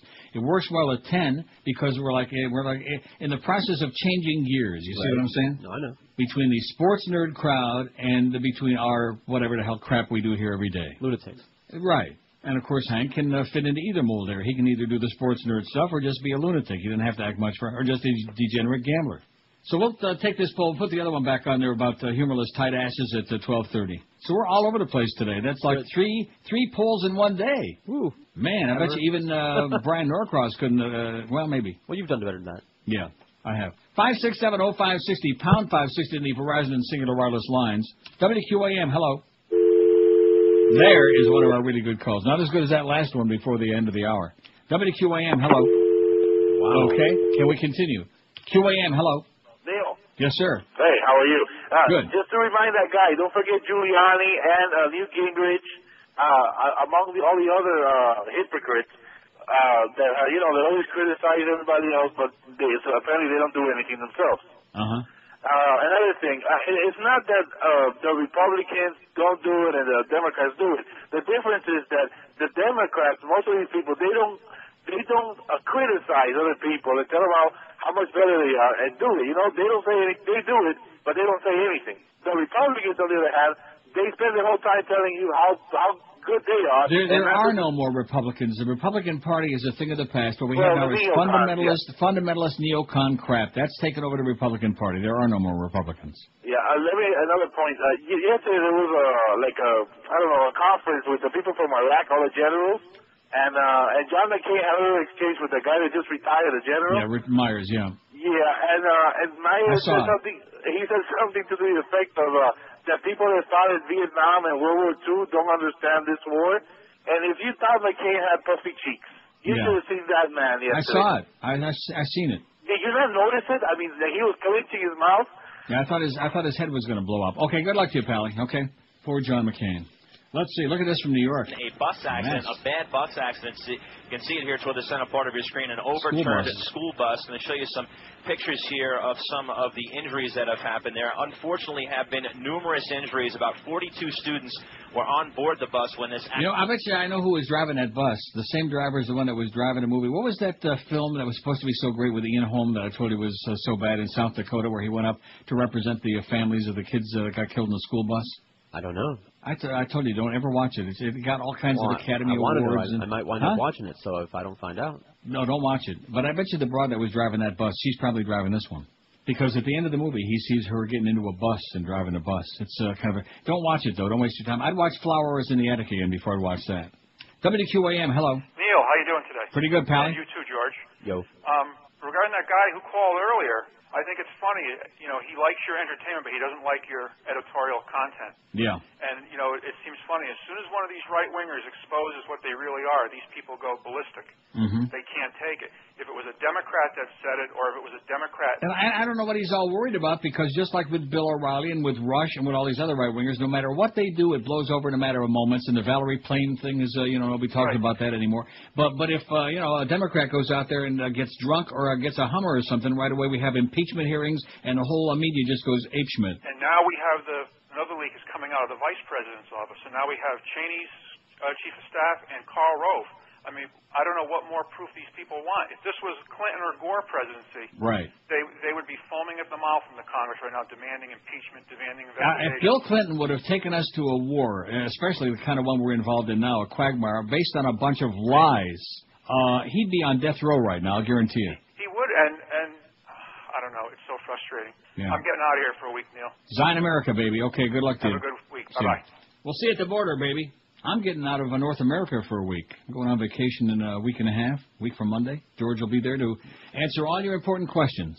That's right. I didn't know you did the crossover with Hank. That's great. You bet. Well, how come you don't like when I do it? I didn't say that, now, did I? I know you didn't. I'm just saying that to aggravate you. Let's see. Here's the poll. Who would you like to see on the justice for the court? More conservative. It was about 30-30-30 all the way across. More conservative, more liberal, about the same. Oh, and the cable just screwed up again there. That's bad. And by the way, yes, if you and Hank would talk about drugs and poon like we do, then I think it would be way more interesting. Oh. So, in other words, it's my fault because I always... Well, you know what? I mean, that's something Hank and I are old race gambling degenerates. That's all. I don't think we talk that much about gambling. Only about 80% of our conversation. Maybe 90. Just funny. Yeah. We're having a fine time. See, this is what I call making problems when they don't exist. I think you're starting, after all these years, you're starting to get ready for radio management. Think? Because that's what radio management does better than anything at all, is create problems where they didn't exist. Well, I've had some good teachers over the years. Oh, I can think of one. Yeah. I can think of one who always was just screwing with things. That's my opinion. I'm Mike Disney. Yeah. Let's put Neil on at 9. 9:30. It was 9:30 over there. Then it was 9 over here. Right. Greg with his NG. Of course, Greg, I mean, you know, if you're going to make that list, we don't have enough time left in the show today to make the list of all the stuff, the bonehead things he's done. In fact, I really am shocked that Sidney Rosenberg, or whatever that is his name, that they're talking to with the fan or the ticket. I'm surprised he hasn't hired him yet. To do something. Not too late. Yeah. Maybe he can handle all those appearances at all those bars that we do, you know? Like Mad Dog's at Hooters. He could be out there doing the scores with Mad Dog at Hooters. Having a little pop now and then. Score with the Mad Dog? They're all right-wing Nazi Republican motherfuckers. Sanctimonious phonies who would turn in their own mothers. I'll bet you're gonna say that when a gun's at your back if they make you board that train. Right-wing Nazi Republican motherfuckers. Well, it just ain't enough. Just have right, filling the airways with hatred. The radio is permeated with the likes of Dr. Laura, Bill Hendry, and Michael Reagan. They call it Clear Channel cause they're clearly out to make the message clear. The right-wing Nazi Republican motherfuckers. They're all right-wing Nazi Republican motherfuckers. For all the table-talking idiots who couldn't get any dumber. That are married to whatever they are told to believe and worship George as their king. Right-wing Nazi Republican motherfuckers.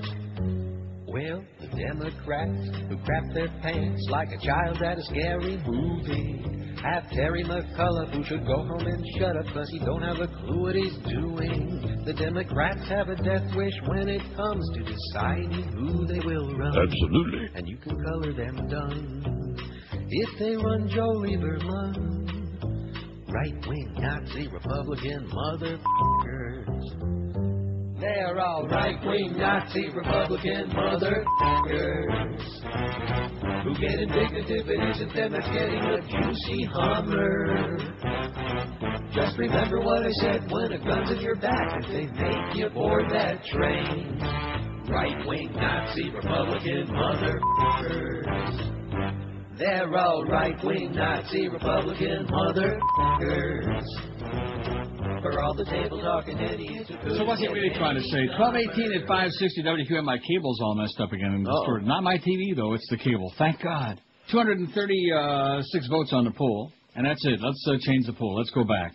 Who's the most humorless tight ass? Let's go back to that one. This is just an intermediate thing to prove that George is full of crap. Or at least the people that he hangs out with are full of crap. I bet you Miguel was one of those people. No, it was Greg and Matty Bell. And yeah, right. I bet you it was Miguel. Okay. The chances. Oh, and speaking of Matty Bell, and I remember the call we had, was it yesterday or the day before, about some Julio saying that we got all these Julios listening. And how come it was back in the day when Matty was our friend before you alienated him by ripping off that Treasure Island account? How come back in the day he used to give us the, like in the spring book, where's the Hispanic breakdown? Why don't we have that? We used to get it. I don't know. Maybe you didn't ask for it. Huh? Maybe you didn't ask for it. Well, let's get it. Let's get it today. Let's see how many Julios we have out there listening, huh? I would say generally about 30, man. That's probably an overestimate. I think we're really reaching with that. Anyway, what's your take on Neil's crossover with Hank? 236 vote. I love it, 126. It's okay, 78. So between those two, it's like 87%. 80, yeah. I hate it, 23, under 10%. And it's too long, 3.4%. So, generally speaking, I don't think we have like a major problem there. I mean, we could have one, or we could create one, or we could get like, what do we do now? Or we could just continue along our merry way. I think everything's just fine. Things will not be fine, though, when 60 Minutes airs this weekend, not in South Florida, because it's going to be really, a lot of foaming at the mouth going on. Elian Gonzalez, the Cuban boy at the center of an international custody battle 5 years ago, said in a new television interview that Cuban President Fidel Castro is his friend, but also that he hopes to see his family in Miami again. Despite everything they did, it was wrong. They're still my family, my uncles, Gonzalez said in the interview with CBS's 60 Minutes, which released excerpts today for the program that airs this coming Sunday night. Sunday night, Elianito. Gonzalez, now 11, set off a 7-month, well, we know about that. The boy was returned, we know about that, too. Let's see. It was also very moving to me, and I believe I am his friend. Here, in the years since he went back to Cuba, Elian's been treated as a hero in Cuba, with Castro attending his elementary school graduation, having him give a highly publicized speech this year on the 5th anniversary of the Miami raid. The Miami family. Remember that Miami family? How's Maris Greasy Ass doing, by the way? It was also very moving to me, and I also believe I'm his friend, Gonzalez said of Castro in the interview. He said he considers Castro not only a friend, but also as a father. For your father. The boy's aunt, Angela Gonzalez, told the Associated Press on Thursday that she wasn't sure whether what Elian said in the interview represented his true beliefs because of Cuba's controls on information. She said family members in the U.S. have been prevented from having any contact with the boy since he returned to Cuba. We love him. He's always on our minds, said Angela Gonzalez, who had U.S. custody of Elian and whose former home was the site of the federal raid in 2000. In the interview, Elian Gonzalez faulted some of his U.S. relatives' actions during his time in Miami. They were telling me bad things about my father. They were also telling me to tell my father that I did not want to go back to Cuba. I always tell them I did want to go, he said. He also said he had a hard time sleeping while in Miami. Well, who doesn't? I would have nightmares and my uncles would talk to me about my mother. It was better not to remind me of that because it tormented me. I was very little, he said. Ramon Sanchez, oh, we know him. Ramon Saul Sanchez, isn't that his name? I guess. Yeah, don't you remember the one who was out in the boat? He was like always out in a boat somewhere. All right, yeah, that's him. Ramon Sanchez, founder of the Cuban exile group Democracy Movement, said he and other Cuban Americans believe that Elian is under the control of the government in Cuba. Obviously, what we've seen after he was sent to Cuba is exactly what we feared, that he was going to be subjected to the control of the regime and that he would be brainwashed, Sanchez said. It's very hard to determine that if it's his own opinion or not. Thank goodness he wasn't getting brainwashed while he was in Miami, remember? Right, that would never happen. The plane, take me back to... No, that's not what you mean, Elian. You mean, no, the plane, I hope it's not going to take me. Remember that? Yeah, I do. I'm looking at this mold. Yeah, thank God my cable's all messed up still, so I'm not seeing it like... Let me just tell you right now, if you got mold and mildew in South Florida, you got some real tourists there. It makes you it's really bad stuff. A lot of people think that they have bad colds and stuff, and it's those awful allergies because of the mold and mildew, man. Florida is rampant with it. It's just all over the place in the humidity. It is nasty crap. And all these people in New Orleans, they came back, if they even had a house left and there was something there, just loaded with mold and mildew, man. They're going to have to set fire to those things. Oh, boy, that stuff is so toxic. It's almost like working in radio. It's toxic. How's Joel Feinberg doing, by the way? He's just Is he doing fine? Oh, we're fine. Berg. Okay, we got the other poll back up. Nice job, Eric, man. He is really doing it today, isn't he? We put him under a lot of stress. And you're telling me he's not even listening. You know, the one thing about George, man, his friends don't listen to the show. The people don't like the crossover with Hank. When I do it, when George does it, they like it. But when I do it, they don't like it. Right. And I had to type the commands in there for everything that he did on the poll. What do you mean by that? Because he's on the phone all day. He can't listen to the show. Everything that got switched. He's on the phone doing what? Business, I'm sure. Get out of here. He's ordering Chinese. Are you crazy? Possibly. Business my ass. Who is the most humorous tight end? Just relax. Is he uptight today, Josh, or is it my imagination? Yeah, a little high-strung for Friday. Yeah, a little bit high-strung today. I would agree with that. The most humorless tight end. That's probably because I'm going on vacation a week from Monday, and he's going to have to do a week's worth of these shows. And I wouldn't blame him for being high-strung. Surly about that. Most humorless tight ass, Dick Cheney, 115. Nobody can touch Dick. Mo Howard David at 42. Barbara Bush, 27. Ann Coulter, 19. Christopher Hitchens, 19. Barry Bonds, 18. Osama, 15. Louis Farrakhan, 12. Sean Penn, 10. Condoleezza, 7. Bill Frist, 5. Larry King, 4. Don Imus, 3. Jim Cantori finally got 3 when they figured out who he was. Bono's got a pair finally. Chuck Heston's got 2. Pat Robertson, 1. Martha Burke has got 1. And Bill Bennett has got none. Bill Bennett's got... Oh! And you know something? They haven't got any idea who he is. I don't know. I thought he was kind of funny. Out of sight, out of mind. Yeah. A real card. Oh, maybe he'd like to play cards with you. WQAM, hello. No, I'm trying to break it. Yeah, okay, good. Keep trying. WQAM, hello. Hey, Neil, how you doing, buddy? Pretty good. Good. First of all, that'd be a great poll of all the hypocrites, the biggest hypocrites there ever was. That'd be a great Friday poll to do, so it sits on there for the weekend. Okay. Second, listen, I think you're the greatest entertainment on the radio, better than Stern. I really mean it. I mean, because you just tell it like it is, and I only have one problem with your show, my friend. What is that? Let's hear it. I drive up and down 95 all day long making deliveries in my truck, and every once in a while I have to turn the dial to go up when I run into a traffic jam because your show is on QAM is the only time they don't do a traffic update like every half hour. You know, what's it take 15 minutes to do a little traffic update so us guys who are on the road all the time don't have to turn the dial and get away from your show? Yeah, but what kind of traffic update is there between 10 and 2? I mean, really. Yeah, there's a lot of accidents in the afternoon. Next thing you know, you're in a jam and you want to find out where it's at. You got to get off 95, get over 441 at University. It just helps. I mean, 15 seconds. You know, and you ain't going to kill your spot that much. You just makes your show a little shorter, that's all. Well, that sounds good. Anything that makes it shorter sounds good to me. That's 15 seconds an hour, man. Yeah, okay, we'll work on it. All right, thanks, Neil. We'll work with our crack news department to see what we can do, sir. In fact, our news department mostly are doing crack. Don't you think, like, Clarence probably has a crack problem with him? That's what the Bee said. Anyway, that's something to think about. I think probably not, but, you know. What's that? Well, don't forget, we're going to get that news wire in, and we're going to get the weather wire. Yeah, we're going to be... if I didn't have the... Oh, they just got the cable back on. If I didn't have the TV, and you didn't have that one there, we wouldn't have any clue what's going on. Exactly. Local, worldwide, nationwide, you know. If I didn't have the internets here... See, one thing people maybe don't realize, and I'm not looking for a pat on the back. I'll do it myself. Thank you. Is that during the show, every single break, or at least most break, unless I'm out taking a leak break, I'm on the internets, and I'm looking like, I've got like 4 or 5 standard ones where they might have something breaking news, like local, the Sun Sentinel, or the Herald, or like CNN, and seeing if there's something that might be of interest to the public. Okay, now granted, it's not a news station, and we don't want to be too newsy for that New Yorker guy. Why are you so newsy, you know? But if there's something going on, like when Roberts got confirmed yesterday, we had the 78-22, we had a list of the Democrats who sold out and whatever.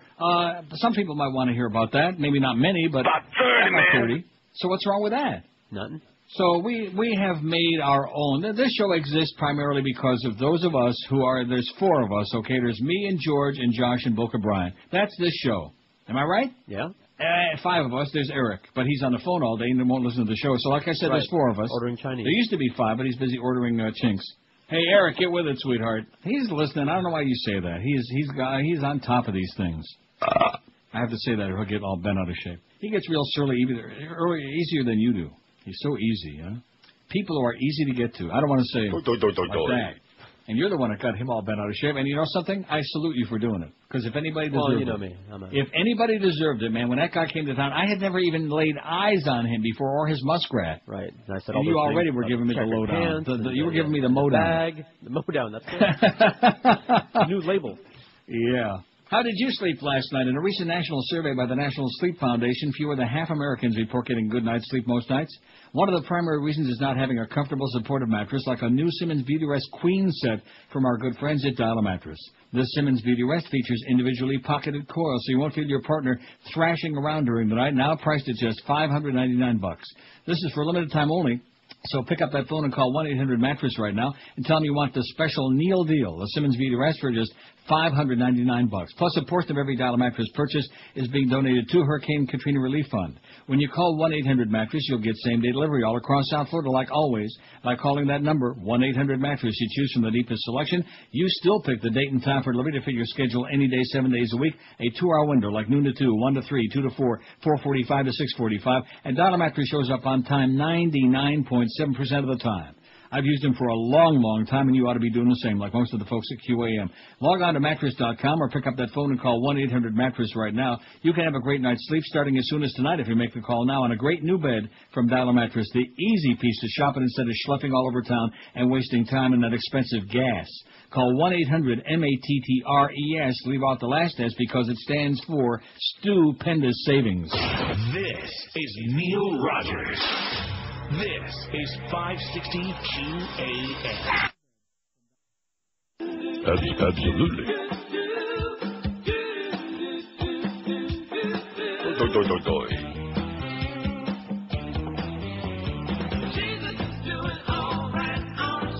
All right. All right.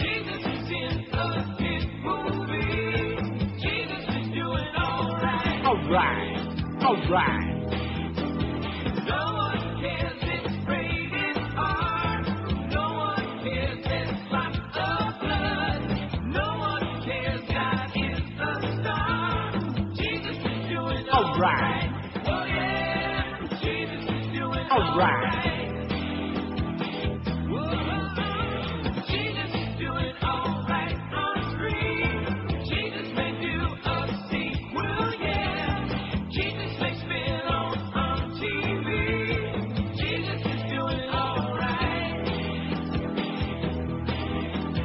No one cares what the critics say. No one cares what the critics do. Jesus has had a big payday. Jesus is doing all right. All right. Prop 33, 27 to 1 and 560 WQAM. Happy Friday to you. It's September... Absolutely. About 30, man. About 30. is what it is. And tomorrow's October 1, and if somebody takes your parking spot, like I said before, if you go to the ATM to take out some cash, and there's somebody there who looks really menacing and threatening, or just gives you like an evil eye, just blow his crap away, because starting tomorrow, October 1, in Florida, you can just about do anything. And don't worry about it. You might get like a parking ticket or something, but that's about it. Gun shopping for the whole family. There you go. Retired general says Iraq invasion was a strategic disaster. How do you like that? Why are you slanting that way again? Yeah. Hey, call up Rush and O'Reilly and say, when are you going to talk about the other side? The other side of pill popping and the other side of making those pornographic phone calls. The invasion of Iraq was the greatest... Seriously, when the numbers come out again... Oh, now, did we get the Hispanic numbers from the spring book yet? I would have thought Muff would have rushed right in with that. No, I don't. I think they're all out to lunch. Yeah, that's for damn sure. The invasion of Iraq was the greatest strategic disaster in U.S. history, a retired Army general said yesterday, strengthening an effort in Congress to force an American withdrawal beginning next year. Retired Army Lieutenant General William Odom, a Vietnam veteran, said the invasion of Iraq alienated America's Middle East allies, making it harder to prosecute a war against terrorists. The war in Iraq has made the war against terrorism, the phantom war against terrorism, useless. The U.S. should withdraw from Iraq, he said, and reposition its military forces along the Afghan-Pakistani border to capture Osama bin Laden and crush al-Qaeda cells. Well, why would we want to do that? There are no stem cells. The invasion of Iraq, I believe, will turn out to be the greatest strategic disaster in U.S. history, said Odom, now a scholar with the Hudson Institute. Remember Henry Hudson? Remember Hudson's department store in Boston? No. Homeward Bound, remember that song by Simon and Garfunkel? Yes. Homeward Bound, a bipartisan resolution with 60 House co-sponsors, including Lowell, Massachusetts Representative Marty Meehan, requests President Bush to announce plans for a drawdown by December and begin withdrawing troops by October of next year. I love that song. Me too. The measure has not been voted on, nor has the House Republican leadership scheduled hearings, but supporters were encouraged yesterday, pointing to growing support among moderate conservatives and the public's rising dissatisfaction with the war, with the murder and the mayhem and the bloodshed and the lies and the dead bodies. Meehan, one of the first to propose a tiered exit strategy back in January when few of his Democratic colleagues dared to wait in the controversial debate because they're a bunch of wusses, spineless cowards, pointed to enormous progress. Talking about this issue, having hearings on this issue, getting more Americans to focus on it, will result in a change of policy, Meehan told the Lowell Sun. The generals and commanders on the field in Iraq overwhelmingly are saying we need less in terms of occupation and more Iraqis up front, and that's the only strategy I think that will result in getting American troops back home, Hebe Sands. Nice going here. What can I tell you? 369 votes on the humorless tight-ass poll, and nobody's going to touch Dick Cheney. Make no mistake about it. He's out there all by himself. The penguin. Line 9, WQAM, hello. Neil. Yes, sir. How are you today? Pretty good. Good. I was just thinking about your poll here. The Pope has got to be the biggest tight-ass on earth. Yeah. Pope Benedict, is it now? Or is it Napoleon? Yeah, Poperazzi the Nazi, right. And, you know, the other thing, I was going through the poll, and I was thinking of Laura Bush. She has got to be the most lonely, drugged-up, miserable bitch on earth. I mean, you know, you look at her, and she's got that plastic Stepford wife face all the time. Right. Just, you know, abused, hidden, used as a prop. Just amazing. Yeah. What would be great is if she came out and did a tell-all, smoking expose, yeah. It ain't going to happen. Just like Neil Bush's ex-wife in that book that she wrote, Under Penalty of Death. Oh, you know, these guys, and the only good light at the end of the tunnel is they're starting to eat their own. Isn't it beautiful? Yeah, it is great. It's all the chickens are coming home to roost down, man. All right, man. Have a good weekend. Say hi to the Colonel. As the war in Iraq goes on, Barbara Starr, that's a guy.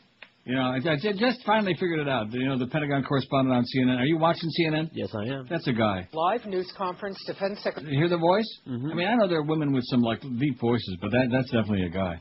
Really? 567-0560. You could check and find out. Pound 560 on the, or maybe she's from Brazil. That might be. It's kind of hard to tell there. WQAM, hello. Hi, Neil. Yes, sir. Please tell Josh I'm out of chow mein. Is there anything else I can send him? WQAM, hello. Ring, ring, ring, ring. Hi, Neil. It's Eric, by the way, not Josh, that's picking out. Yes, sir. What can we do for you besides mental help? What do you got? A couple of callers ago said that he thought that your program, he drove around a lot, he thought your program would be better if you have traffic updates. Yeah. I think you should have like a live Doppler service so that we can know where it's raining and where it's not, yeah, that would and be where good, it's hot and where it's cold. I think it'd be a great service. You ferret. WQAM, hello. Hey, Neil. Yes, sir. Hey, talking about Thailand, put the Queen... That was Joel Feinberg doing a voice, by the way. Hey, Joel, switch up. What is it? the Queen and Prince Charles. Put them on the poll. No, good ones. Yes, the British royal family. We don't have to put all the individuals. The British royal family. Actually, because you can't. Because there's what's his name? The husband. I can't think of what his name is. The husband of what? The Queen's husband. Oh, I don't know. Prince Philip. Okay. Prince Philip. I mean, the ganze Mischpoche, man. They're all very humorless and uptight and very. Actually, no. Prince Charles is a laugh riot. Yeah, he's a panic. I'm serious. In all of his speeches, he always throws a few jokes out there. Why? Because he's got those big ears and he looks like he's going to take off into flight any second? Is that what's so funny about him? No. Or is it the kilts? Is it the kilts and the long stockings? Is that what it is? You know, seriously, that just kills me. That whole thing, man. The Scottish. Did I tell the story on the air? I know I told you about that time a year or two ago. I was with a friend of mine in Amsterdam. Yeah. And we got on and instead of, I don't know why the hell I did it. Although it was kind of entertaining. Instead of taking the train from Central Station to the airport upon leaving, we took the bus. It's the KLM bus that goes from hotel to hotel and picks you up and takes you to the airport. And it was entertaining because there was a bunch of Scotsmen on there, and they weren't speaking English, not even Scottish English, but they were speaking, what is the language? Gaelic? Is it Gaelic? I'm just guessing. That's what the Irish, that's traditional I think Irish. it's Gaelic. Huh? The traditional Irish language is Gaelic. Well, I don't know what the hell they were, but they were speaking some other, and they were the silliest bunch of, it was just unbelievable, just bizarre. So that whole thing with the British Isles, man, the British Isles give me piles. Trust me. This is Ray Hudson, man.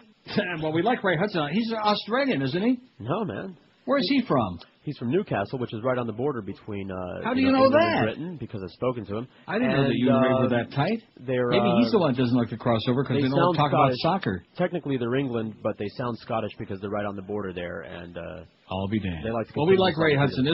Hey, listen, there's a couple of good Brits. Believe me, I've known one or two. Have you? Oh, yes. In the family way. 384. I beg your pardon? Said, how's it going, eh? 384, who's the most humorless tight ass, other than George. Dick Cheney, 139. Mo Howard David at 53. Barbara Bush, 33. Ann Coulter, 26. Barry Bonds, 24. Christopher Hitchens, you got to know who he is. You'll see him, 19. Louis Farrakhan, 17. Osama Yamama's got 16. Condoleezza, 12. She is a laugh riot, man. She's a panic. She's almost as funny as Catherine Lamper. Sean Penn, 11. Bill Fist has got 9. Don Imus, 7. Jim Cantore, 4. Larry King, 4. Now you play it.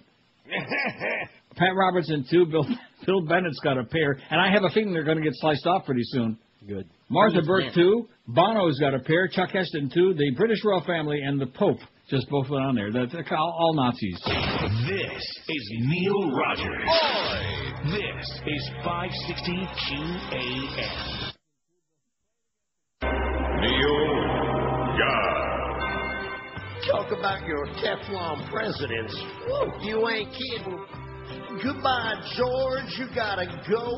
Me, oh, my, oh. You gotta go home 'cause you f***ed up bad on the bio.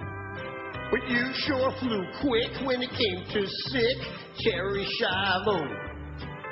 Son of a bush is a foot in your tush. Now say goodbye, yo. Ta-ta, Georgia. While people drowned, you played a round of relaxing golf. Well, he was on vacation. Priorities are not your cup of tea. That's evident. Oops. And no one cared to even prepare for the worst scenario. You were the one busy having fun, and that's a no-no. You'll investigate at a later date. That's real bullshit. So think your situation. The ones that up should get locked up so it don't continue.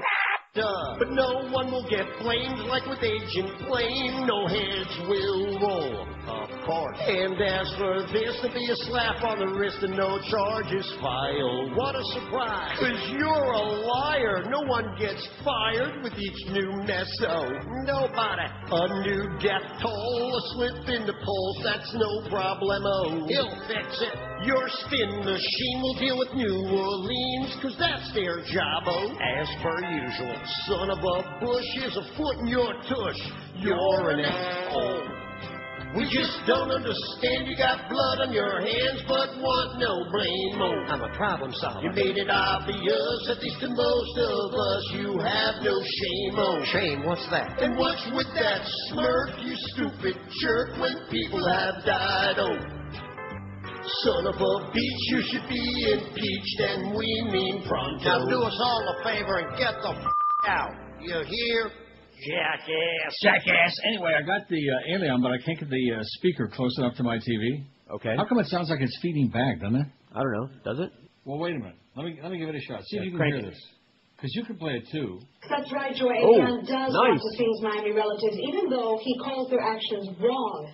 It has been more than 5 years since the boy went back to Cuba. That's a Like little similar to any other 11-year-old most of the time.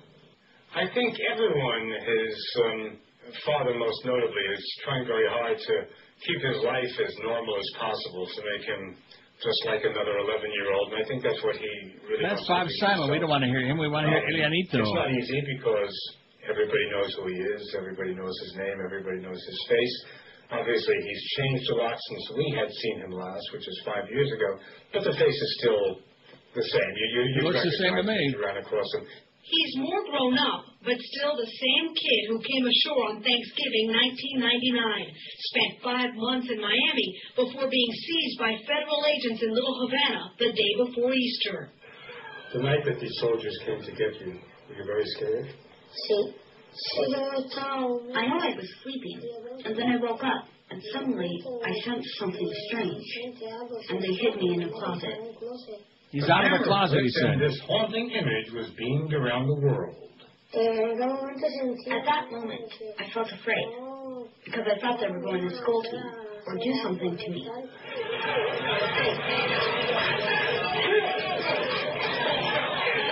He was whisked away by a special agent, and his world changed.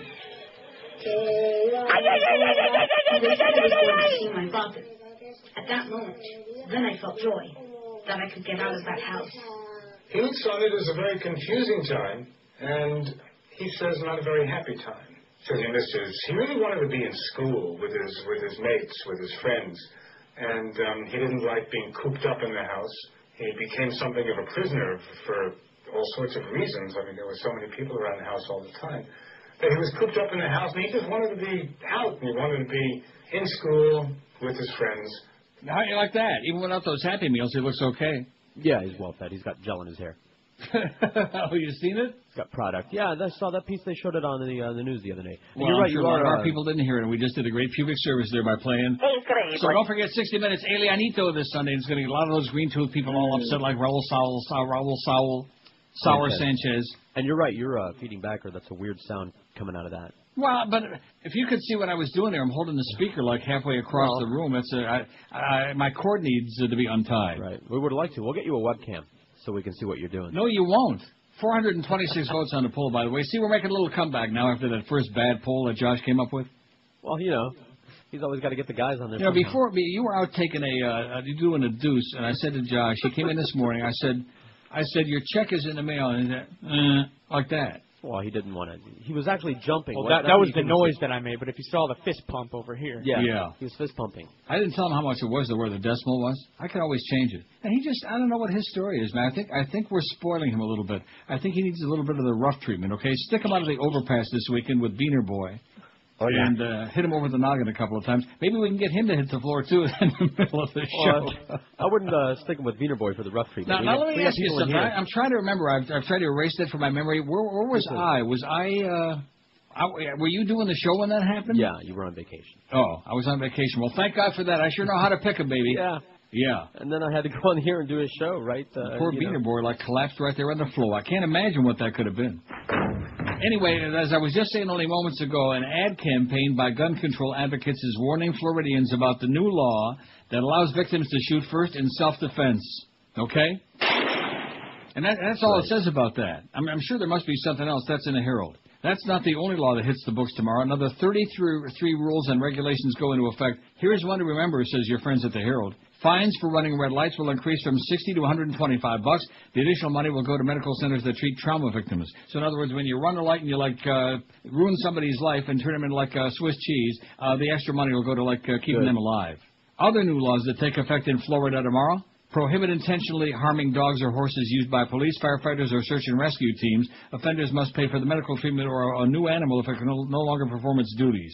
Require that drunk drivers with suspended or revoked licenses renew their vehicle registration every 6 months rather than every year once they can drive again. Allowed prosecutors to charge an assailant with murdering an unborn quick child in some cases when a pregnant woman is killed. An unborn quick child. Well, what does that mean? Maybe as opposed to a slow child. Oh. Previously, a person who kills a pregnant woman could only be charged with manslaughter for the death of her fetus. The law doesn't define quick child, but courts have said it's when the mother can feel the fetus moving. I see. Got it? Got it. Requires cigarette importers and manufacturers to get a permit and pay an annual fee of $100 in an effort to curtail unlawful trafficking of untaxed faggots. A recent report said illegal cigarettes were the top seized products in the USA. And increased the penalty for drag racing from a second degree for first-degree misdemeanor. Offenders could spend time up to 1 year in jail for the first time they get caught and lose their cars the second time. Most laws passed earlier this year took effect July 1st, but these take effect tomorrow, including the new law that allows victims to shoot first in self-defense. If you see somebody that looks dangerous, blow his crap away. Don't ask any questions. If somebody gives you like the evil eye, if somebody tries to like muscle in front of you in a line at the supermarket, if they're like at the drugstore and they look like they're going to take your drugs, that's it. Hey, no questions asked. Did you not get a copy of the flyer that the Brady Bill people are handing out? No, I did not. All right. How would I get that? I just figured it was part of that story because it's all over my Yahoo. I'll fax it right to you. Well, fax it to me. How am I going to be getting that? I'm so out of touch, you know. I know. That's what Tom Well, Jenkins you said. better get well. That's why our friend Tom Jenkins says I'm out of touch. Hey, Tom, touch this. Touch this, Baldy. You silly... Keeps writing those boilerplate articles about this TV show and that TV show. I'll tell you one thing. Those Hollywood people sure get their money's worth from whining and dining that geek. Somebody buy Tom a radio, okay? WQAM, hello. QAM, hello. How about the boat? WQAM, hello. It's raining in East Hialeah. The temperature is 93 and the traffic is light. Okay, thanks, Rick. That's Rick Sanchez Jr. calling in with the traffic and weather report. Traffic and weather together. Well, I'm telling you, if there's one thing I can't stand, it's stations that use that. Traffic and weather together. Well, what does that mean? Weather together, my ass. Oh, I hate that. WQAM, hello. Hey, Neil? Yes, sir. I got one for the poll. Yeah, I think you're barking up the wrong tree, man, yeah? What kind of a dog is that? It's a lab. Oh, I like those. Okay, go ahead. Well, I was going to make a joke that Okay, well, we don't want to hear it. 567-0560, pound 560. Well, I'll tell you one thing. This is Incoherent Friday. Make no mistake about it. No wonder. See, these people are getting ready for tomorrow, okay? In fact, a lot of these people who called today, if you see them over the weekend, that's it. You have our permission. And your fat-ass governor, he'll get you off the hook for old time's sake. No problem. WQAM, hello. Neil, it's the OG original gargler. WQAM, hello. I like him better when he didn't announce himself. I liked him a lot better. WQAM, hello. Yeah, Neil. Yes, sir. I have a remark and one for the poll. Yes. First about you and Hank on your crossover. Yes. I like track talk. And the trouble with these young punks is they've never heard of Damon Runyon. Yeah. You know, you ought to take their eyeballs Or open Paul Bunyan. and make them watch Paul Bunyan. guys In fact, they and wouldn't go. even know a Bunyan if they got one on their big toe. Okay, what's for the poll? Prince Albert of Monaco. Oh, yeah, but I do like his tobacco. This is Neil Rogers. This is 560 QAM. Okay, this Scott Burrell. And when I'm up in Boca Chica slapping old women with painted lips around the pool, I listen to the Neil Rogers 1 to 2 hours. I listen to the Neil Rogers Fair and Balanced 1 to 2 hours. All right.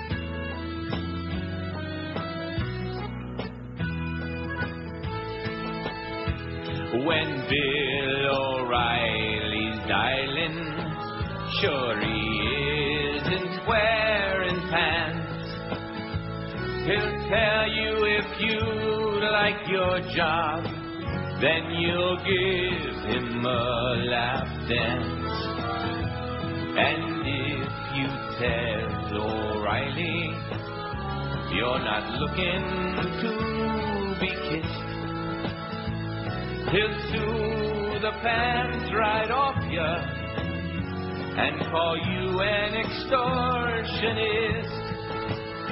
All the factors fair and balanced, but not when he calls at night. He's looking for a lassie who likes it a little to the right. When Bill O'Reilly's horny, sure it ain't the no-spin zone. So when Bill O'Reilly's dialing, you best not pick up your phone. I'm dialing over here. Isn't that what he says? I'm dialing over here? Cute. 101 at 560. So anyway, this fax from Al. First of all, I don't know why it says question only, not for broadcast. Why would we? Is this a secret or something? First of all, no. I mean, maybe. First of all, there's no such thing. There's no such website as the one he's got on here. We don't have any auxiliary or. That's a pop-up that happened to him. Right, a pop-up from MS. Now, if you'd be using, if you'd use Mozilla Firefox instead of Internet Explorer, you wouldn't be getting all those pop-ups, okay? Because when you use Explorer, you get all pop-ups all over the place. So, no, there is no such website affiliated with us. But thanks a lot, Al, for caring so much, caring enough to send your very best. We don't charge people to read the material on our website or like to look at it or squeeze it or whatever, you know? Right. That whole concept, it's just like these, I'm not going to go into it. Why even bother? New Orleans police face looting probe. 4 New Orleans police officers have been suspended and 1 has been reassigned over allegations of looting in the chaos of post-Hurricane Katrina, according to Police Superintendent Warren Riley. The city's police department is investigating reports that at least 12 police officers may have gone on a looting spree in the days after the storm hit. I wonder what Bill Bennett would have to say about that. There is zero tolerance for misconduct or unprofessionalism by any member of this department, said Riley. I wonder if he's kin to Rick Riley. Promising swift and decisive action against violators. The officers are alleged to have taken... well, you notice how I got rid of that ring on the phone on the thing there? Yeah. I'll tell you one thing. I'm pretty apt. Again, I'll pat myself on the other side of the back. Pretty good at this stuff now. Putting together the whole studio. I mean, Fat Julio came up here and Vermouth. I got to say that. And they put this whole thing together after our good friends from the station here put it together. But now it's pretty much like I'm like a do-it-yourself radio station. Well, maybe you can come down here and get this file to print. No. No, you could have put a period after the come down there thing. Let's see. What is this? Oh, wow. What a nice guy. What a nice message that is. Thanks a lot, Steve. I'm sure you're not listening, but thank you so much. See, there are some nice people in Florida. Where? I'm not telling you. At any rate, that's some good news I just got on the fax machine. And you're not going to find out. I'll tell you Monday morning. It's nothing important. I mean, it is to me, but it's not to you. Just a little piece of good news. Anyway, the officers are alleged to have taken non-essential items like TVs or jewelry, or if not, or to not have acted against looting. The more than 2,000 men and women of this agency stand united in not letting a very small segment of members tarnish the great reputation of this department, Riley said. He added they should be commended for 30 days of tremendous challenges. Also yesterday, Riley called the reports that some 250 officers didn't report for work simply not true. He said a list of those officers was being examined to identify deserters, along with that some were off the job for legitimate reasons. When we lost telephone service and radio communication, some officers were stranded on their rooftops for 4 or 5 days, stranded in areas around the water due to rising water or displaced. See, this is the problem. Everybody wanted to rush to judgment, rush to judgment. Oh, well, they didn't show up. They must be, screwing off. They must have abandoned all of these things. And what they don't realize is that cops and like a lot of other people are human beings too, and they got the same problems. They have needs. They have needs, okay? Once they take the uniform off and they're stark naked, they have needs just like everybody else. I sure hope they're using body wash. Now, wouldn't that have been a nice thing to bring in there? They were probably looting some of it. No, seriously, wouldn't you think that would be a nice thing for some of these big companies, Palmolive and all these others, to send in a bunch of body wash? You don't want to use soap in that environment. Right. They could have a tanker truck of it delivered. Take a tanker truck and send a whole bunch, and just stick a long into it, like smear it all over everybody. Some body wash. They can let people run under it. Just like we could let Bill Bennett run under a Mack truck would be good. 462 votes on that poll. The biggest, the most humorless tight ass. And we got some very good names on there, too. A lot of tight asses around. Doug Thompson of the Capitol Hill Blue, your very favorite columnist, I think. I think he's moved into your top 5 anyway. All the time. He's good. A sick, dying elephant, he writes today. And he happens to be, as usual... Absolutely correct, sir. That giant... And you know the thing about his columns? They're not real long. They're not ponderous. They don't have a lot of, real fancy words in them. He tells it just the way it is, He pulls no punches. Right. That's my favorite part. Yeah. Is that I don't have to look up words. He just gets right to it, man. In fact, when you start reading bedtime stories on the air and when you do the show... Well, why not? I guess you don't want to piss off Miguel. Is that it? Yeah, that's it. You want to have a falling out with Miguel with your fellow countryman there? Fumble and stumble. From Chicago? Right. That giant sucking sound you hear is air escaping from the collective blowhards, also known as the Republican Party, he writes. Deflation is a natural occurrence when bloated egos and arrogance get out of control. The GOP's bubble had to burst, and indictment of the party's chief crook, the bribe-taking, vote-selling House Majority Leader Tom DeLay, provided a pinprick that sent all that Republicans' hot air cascading through the halls of power. DeLay's indictment is far more than just the nailing of another corrupt politician. It's a signal that GOP dominance in the Capitol may be an endangered species, a sign that 11 years of running roughshod over the Constitution, allowing extremist elements to run the party, and arrogantly thinking they're above the laws of the nation and decency are over. Oh, wouldn't that be great? Just a few months ago, Republican arrogance rode high in Washington. Bush won re-election, not much for what he did right, but for what John Kerry did wrong, and Republicans in the House and Senate pledged to ram Bush's accumulation of political capital down America's throat. No more. Bush's political agenda looks like the Gulf Coast after Hurricane Katrina. His losing Iraq war leads a growing list of liabilities that has other Republicans scrambling for political cover. The president's blank check spending policies have pushed the deficit to record levels, and the Republican-run Congress has done its part, passing a pork-laden transportation bill that will keep America drowning in red ink and bacon fat for generations. Red ink and bacon fat. What a breakfast. Ink and bacon. Bush's flawed Social Security reform plan is DOA, which is no great loss. His plan, unworkable from both practical and political viewpoints, never addressed the real problems facing the program. America remains locked in its most senseless losing war since Vietnam, and the Hurricane Katrina debacle proved a government stacked with political hacks cannot function in times of crisis. Polls show Bush's job approval ratings at record lows. Most Americans want the country out of Iraq, and few have any confidence in either the president or the Republican-controlled Congress. To the few remaining supporters of the GOP's failed policy, the Tom DeLay indictment for criminal conspiracy feels like piling on, kicking a sick, dying elephant when it's down on its knees. Too bad. The well-deserved indictment of a known political crook is not the end of the GOP's problems.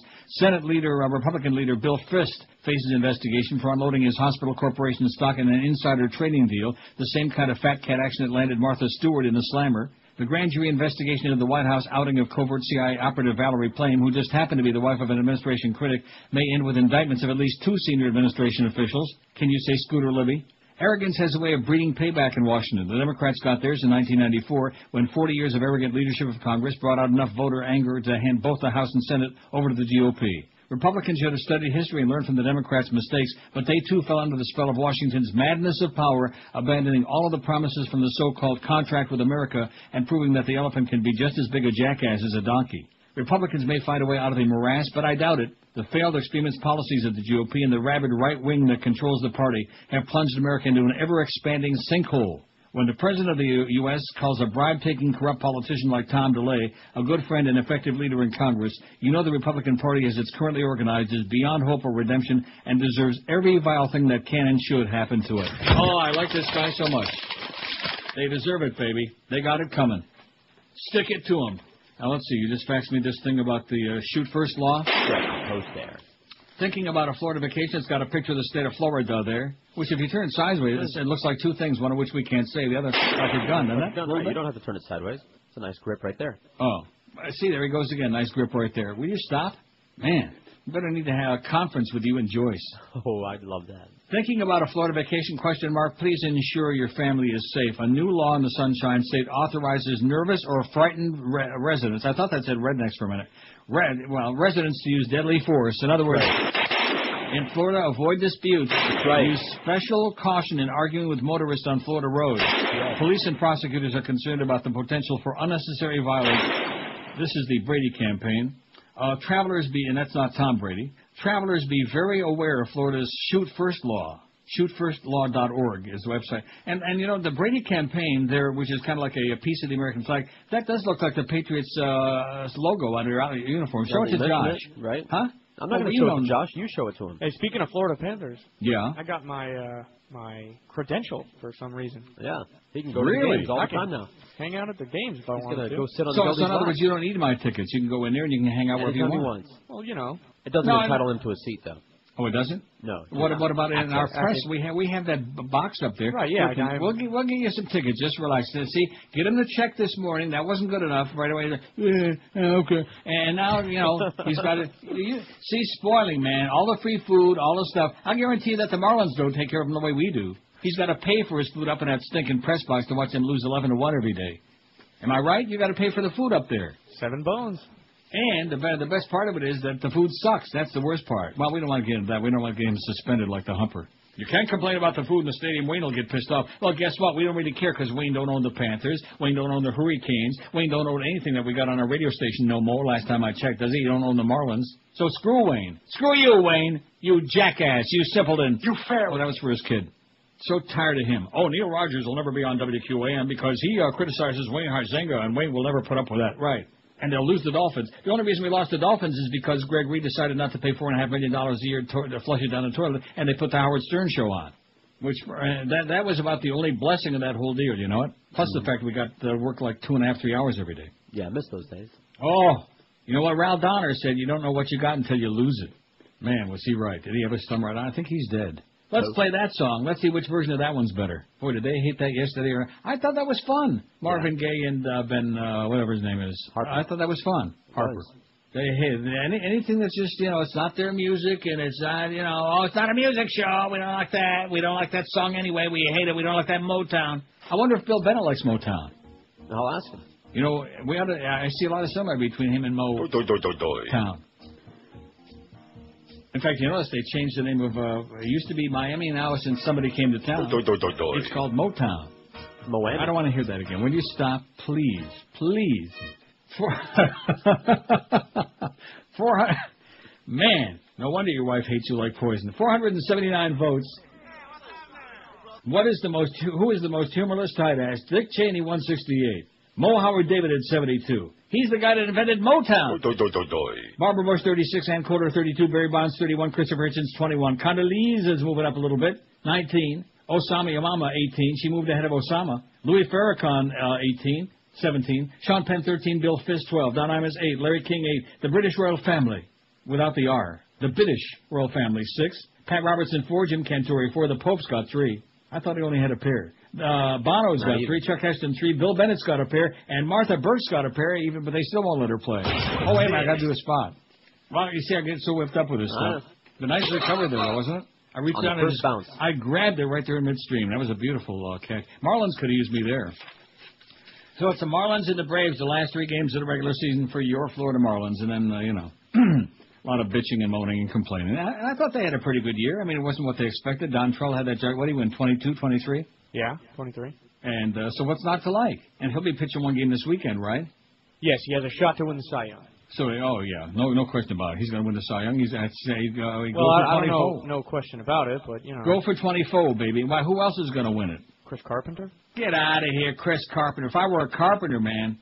By the way, give him a sandwich. 114. Speaking of food, the Emerald Coast is Florida's #1 Asian gourmet buffet, as rated by yours truly and by Zagat Restaurant Review. You ask for it now every Friday through Sunday night, like this weekend. Lobster Fest is back by popular demand at the Emerald Coast, featuring Maine lobster served Thermidor style.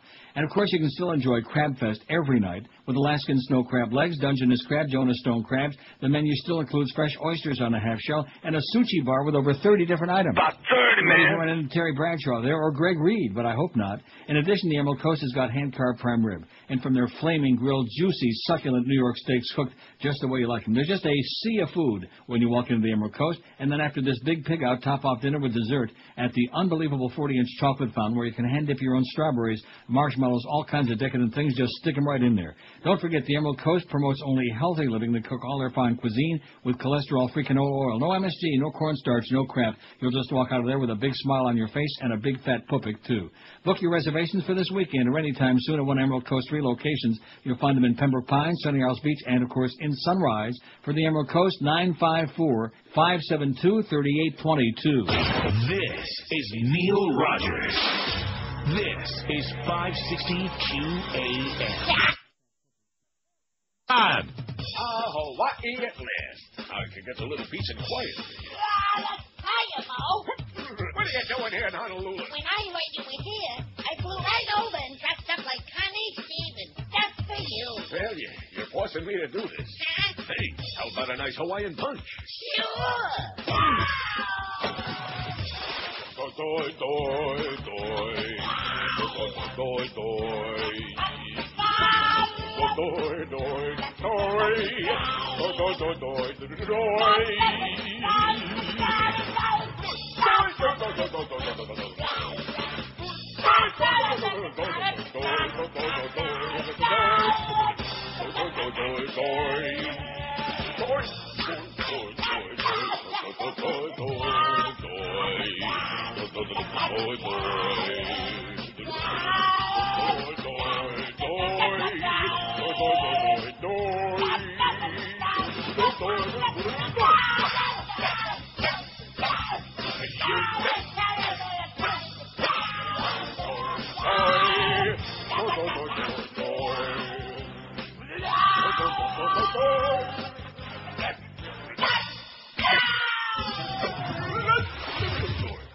$119 at 560. That's one of the all-time.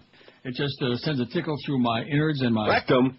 Margaret Carlson writes. Now, you know who Margaret Carlson is? Probably not. Nope. Because you don't watch those shows on Sunday like the one on, what's that one on CNN that she's always on the panel with Bob Novak? By the way, how come Bob Novak's not in jail yet? And whoever else is on there, the silly guy with the glasses. Anyway, she's always on there. Good liberal gal, Margaret Carlson. She's great. We like her a lot. Well, she's liberal, you know. She's a columnist and deputy Washington bureau chief for Time magazine, and now is a columnist for Bloomberg News. She writes, Bush's presidency is exposed and crumbling. First, they were struggling, and now they're crumbling.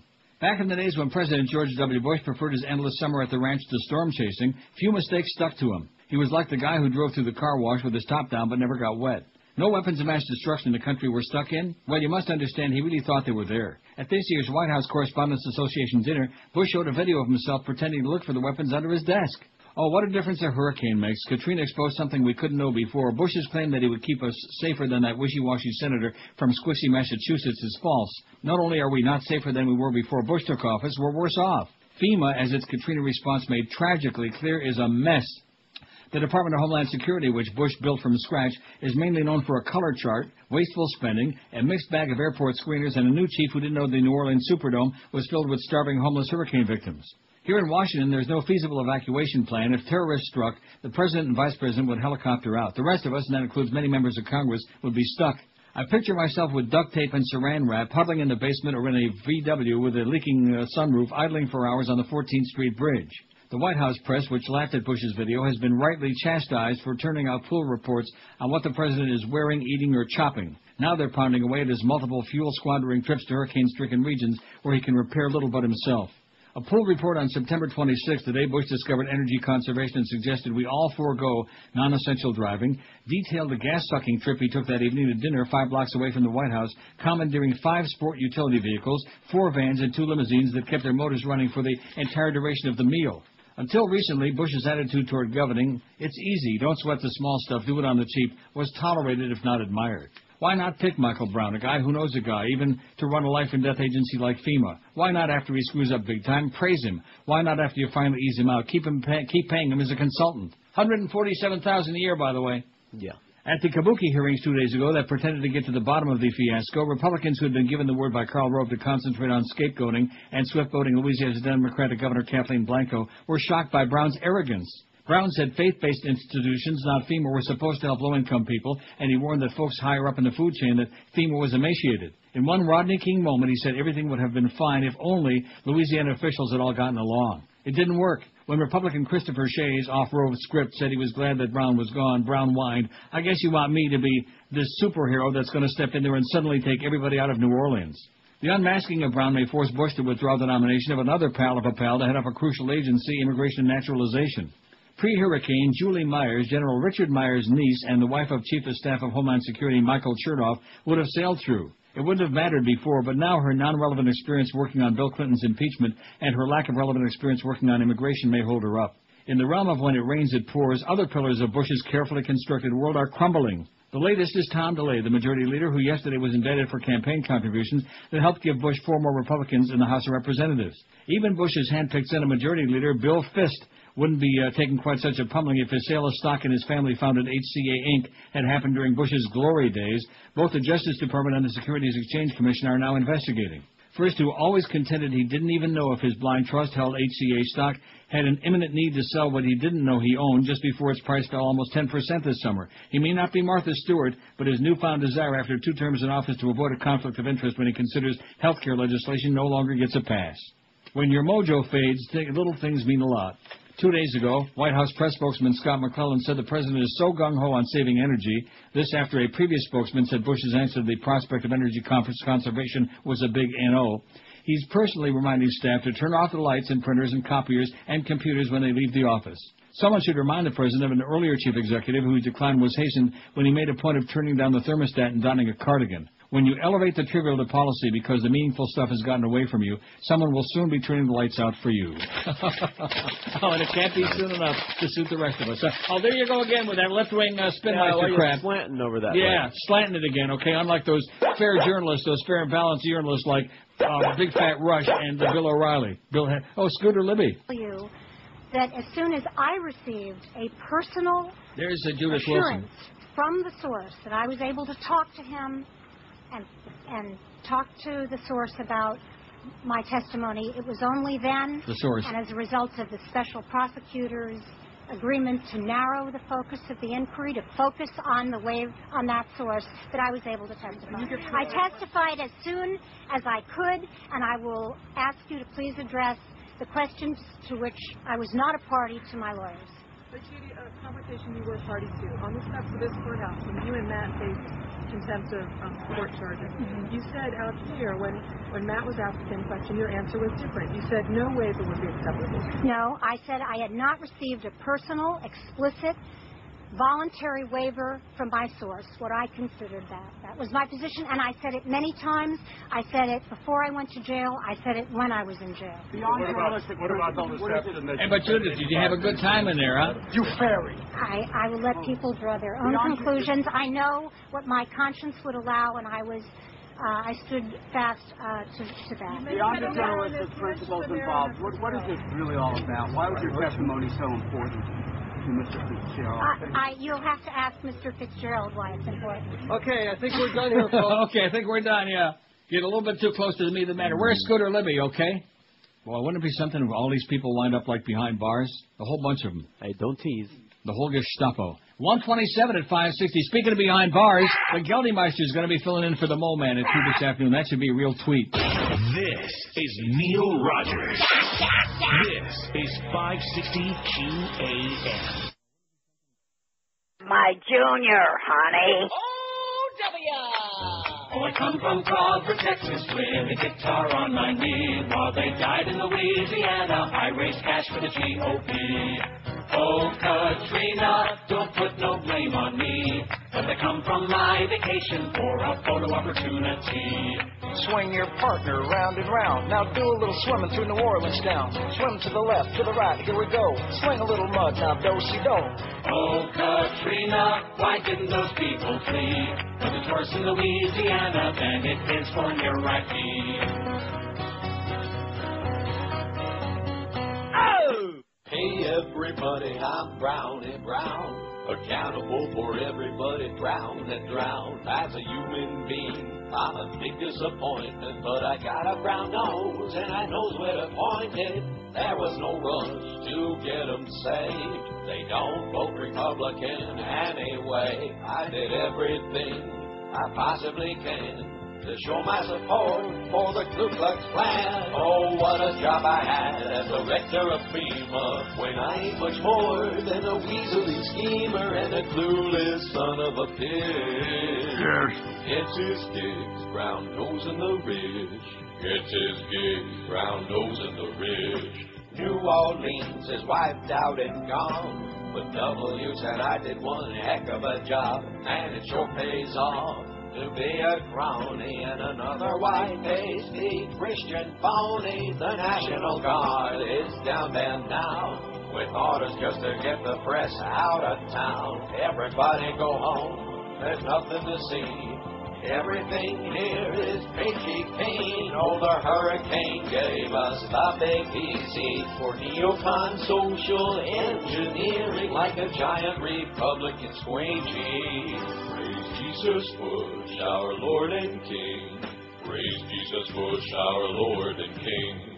I don't believe compassion's what we lack. It serves the right still have less blacks, and you dissenters who say it's a national disgrace. They shouldn't have been black in the first place. This is no time to play the blame game, since we know that hurricanes are caused by gays who are not the right kind of homo. Like Scotty McClellan and Karl Rove, oh, we're achieving the American right-wing dream. You make everybody white like me, and an ignorant son of a bitch. Absolutely. It's his job to ground those in the rich. Oh, how I miss petting my Arabian horses. I'd rather do that than watch floating corpses. I'm a negligent murderer now, and I'll keep going down to keep my nose round. I'm a negligent murderer now, but I'll keep going down to keep my nose brown. Nice going. Heck of a job, Mickey. It's 133, Brownie, whatever your name is, Hound. 534 votes on this poll now. That's not too bad, considering what, this is about the 8th one we did today? Right. 534, who's the most humorless tight ass? What we did discover is that crossover with Hank, they like it. It's okay. Good. They're not PO'd about it, just that George's little circle of friends. That's right. No spaghetti glaze, and they don't get it. That's right. Probably anti-Semitic, too. All of these things. So who was it in the building that told you they hated that crossover, and what's it all about? I'm not keeping track of this stuff. Why not? Just give me one name. Huh? I don't know. Come on. I don't know. It's, Tommy. I don't know anybody in the building who listens to the show.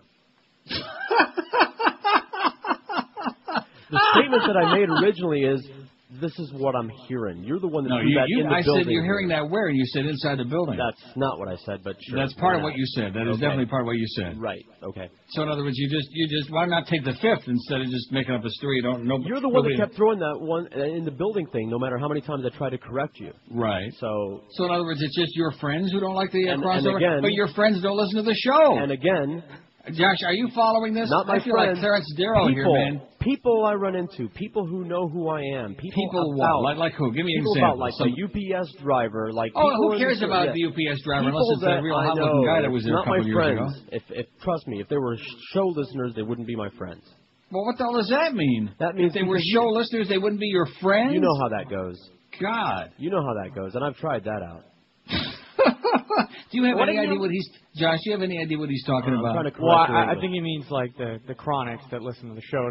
Doesn't necessarily Well, the want them to chronics be aren't friends listeners, they're the callers. After all these years, you still haven't listeners. separated the callers. You just do too many of those appearances, mister. You've just had too many of those brown bag lunches with a guy with a fanny pack. Yeah, there you go. And a guy with the eyes. There's no question about that. Well, there you go. It's a good thing you're taking a rest from those right now. Yeah. Thanks to Fat Boy throwing you under the bus.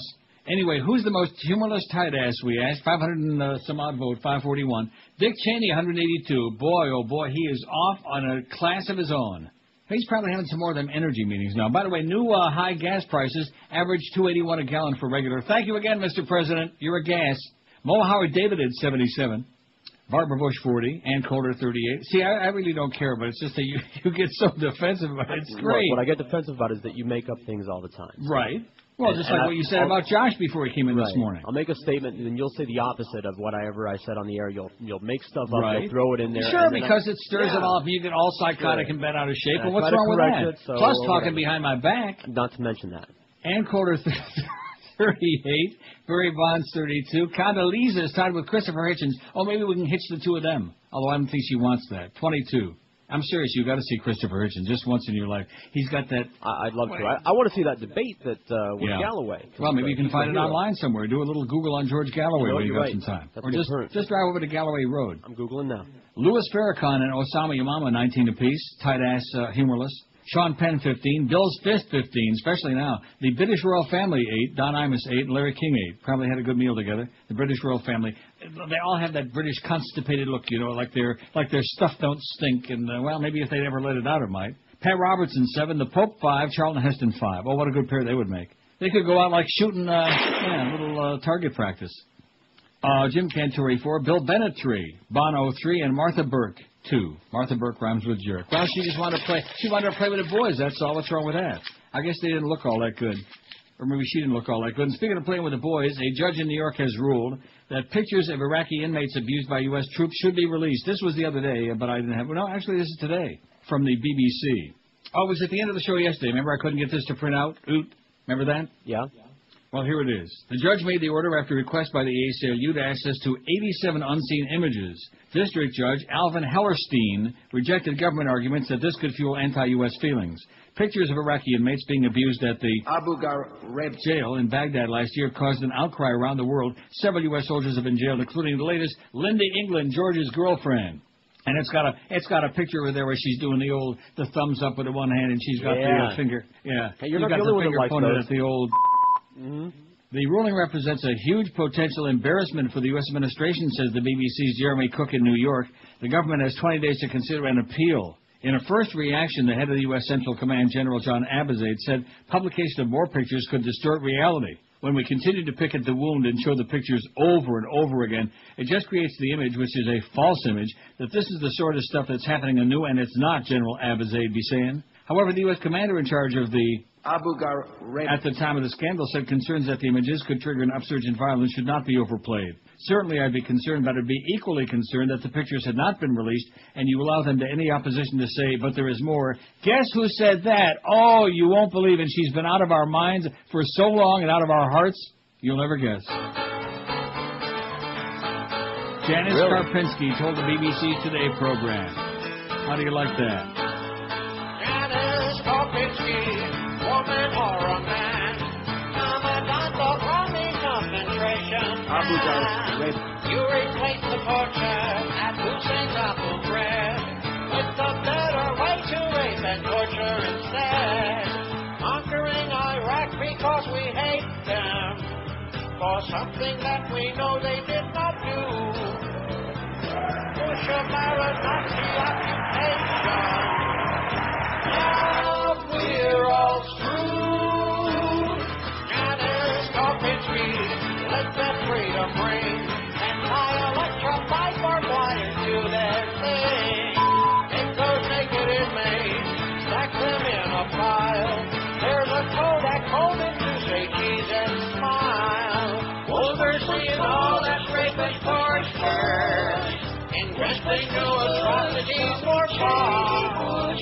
Like Nuremberg, you only follow orders. Look what we've become. I'm dying over here. Janice Karpinski, Billy Battle died. Locked in her black rubber on a Saturday night. You fairy. Certainly I'd be concerned, but I'd be equally concerned that the pictures had not been released and you allow them any opposition to say, but there is more, Janice Karpinski told the BBC's Today programming.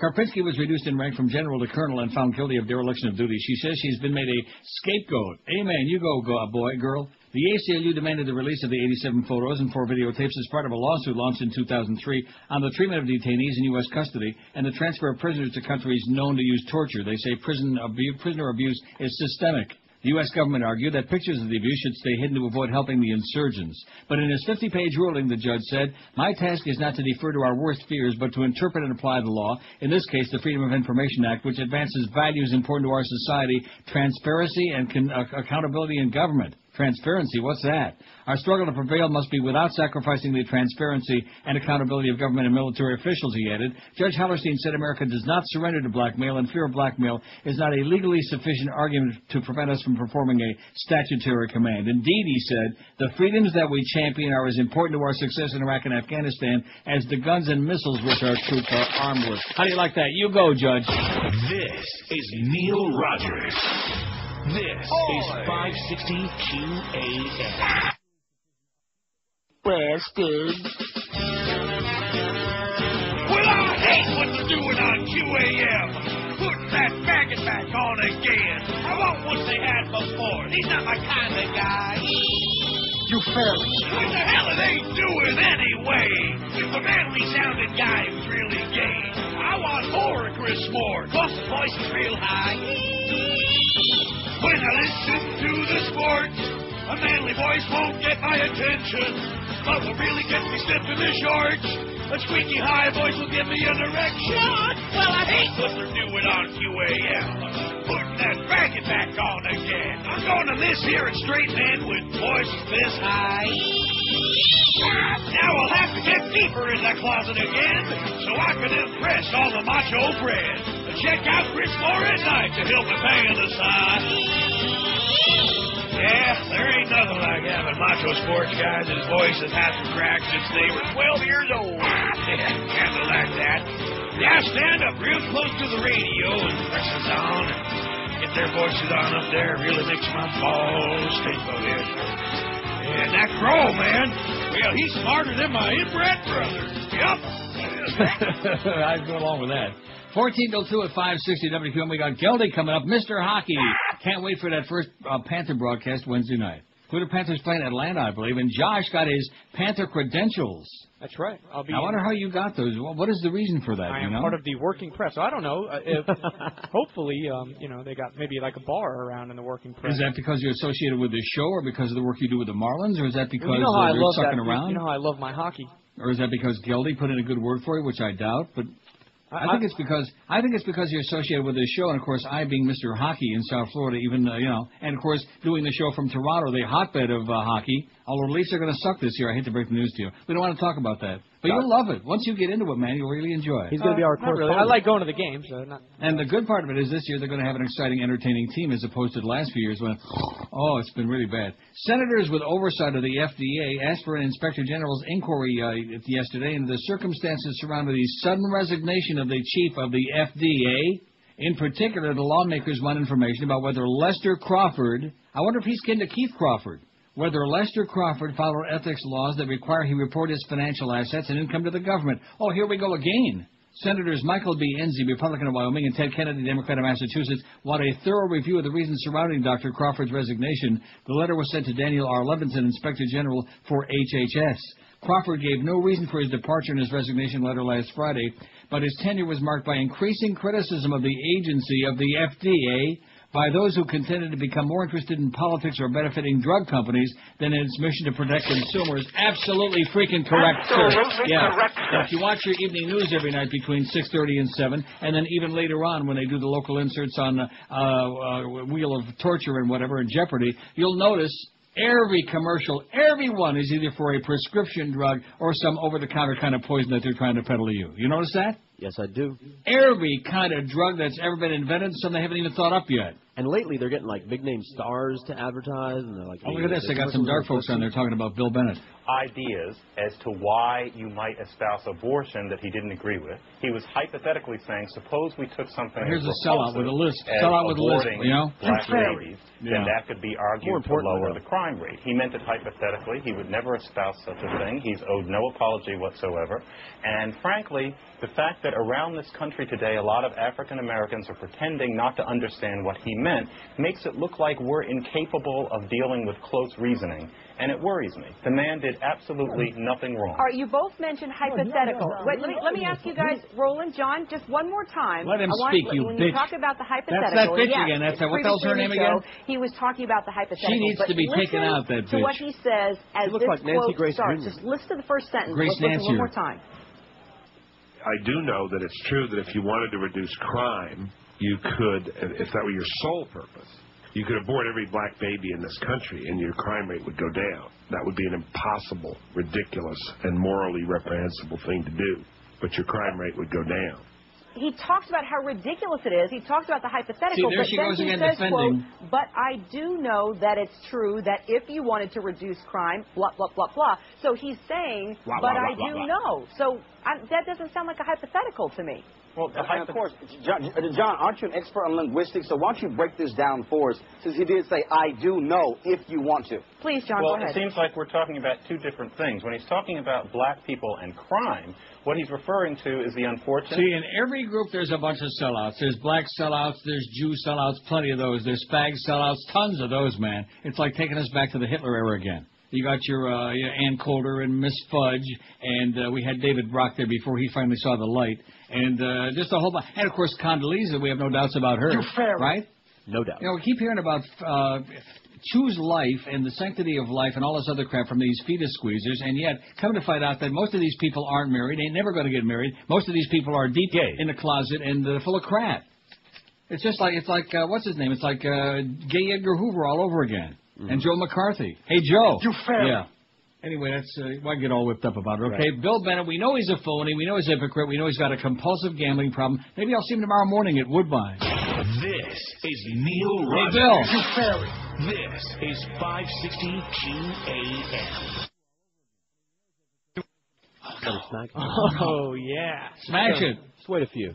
It'll be back. Well, yeah, wait it we'll out. come back. This has become normal now. This is unacceptable. It is absolutely acceptable. Oh, here we go. I just lost 15 pounds. Just 75 to go. Kirstie Alley. How'd you know it was me? Did you call ID? Better put that fettuccine down. And it went fettuccine and lasagna. Kirstie Alley, baby. When am I getting my desserts? Doing Jenny Craig, 'cause you're big and round. I like to consider myself pleasantly plump. You're still pretty in your late riding shirt. And you're damn sexy in your triple X big hoop skirt. It's actually not a hoop skirt. It's form-fitting. Sexy, isn't it? All she wants to do is have a hit TV show. Go, Kirstie, go. Fettuccine. Better stop eating all that raw cookie dough. Go, Kirstie, go. Cookie dough. Bet you make a giant angel out in the snow. Go, Kirstie, go. Angel food cake. Girl, we're rooting for you. We don't care how much you grow. Go, Kirstie, go. Who cares if you're big as a chateau? Rectum. You're still pretty, girl, and you got that all over sexy glow.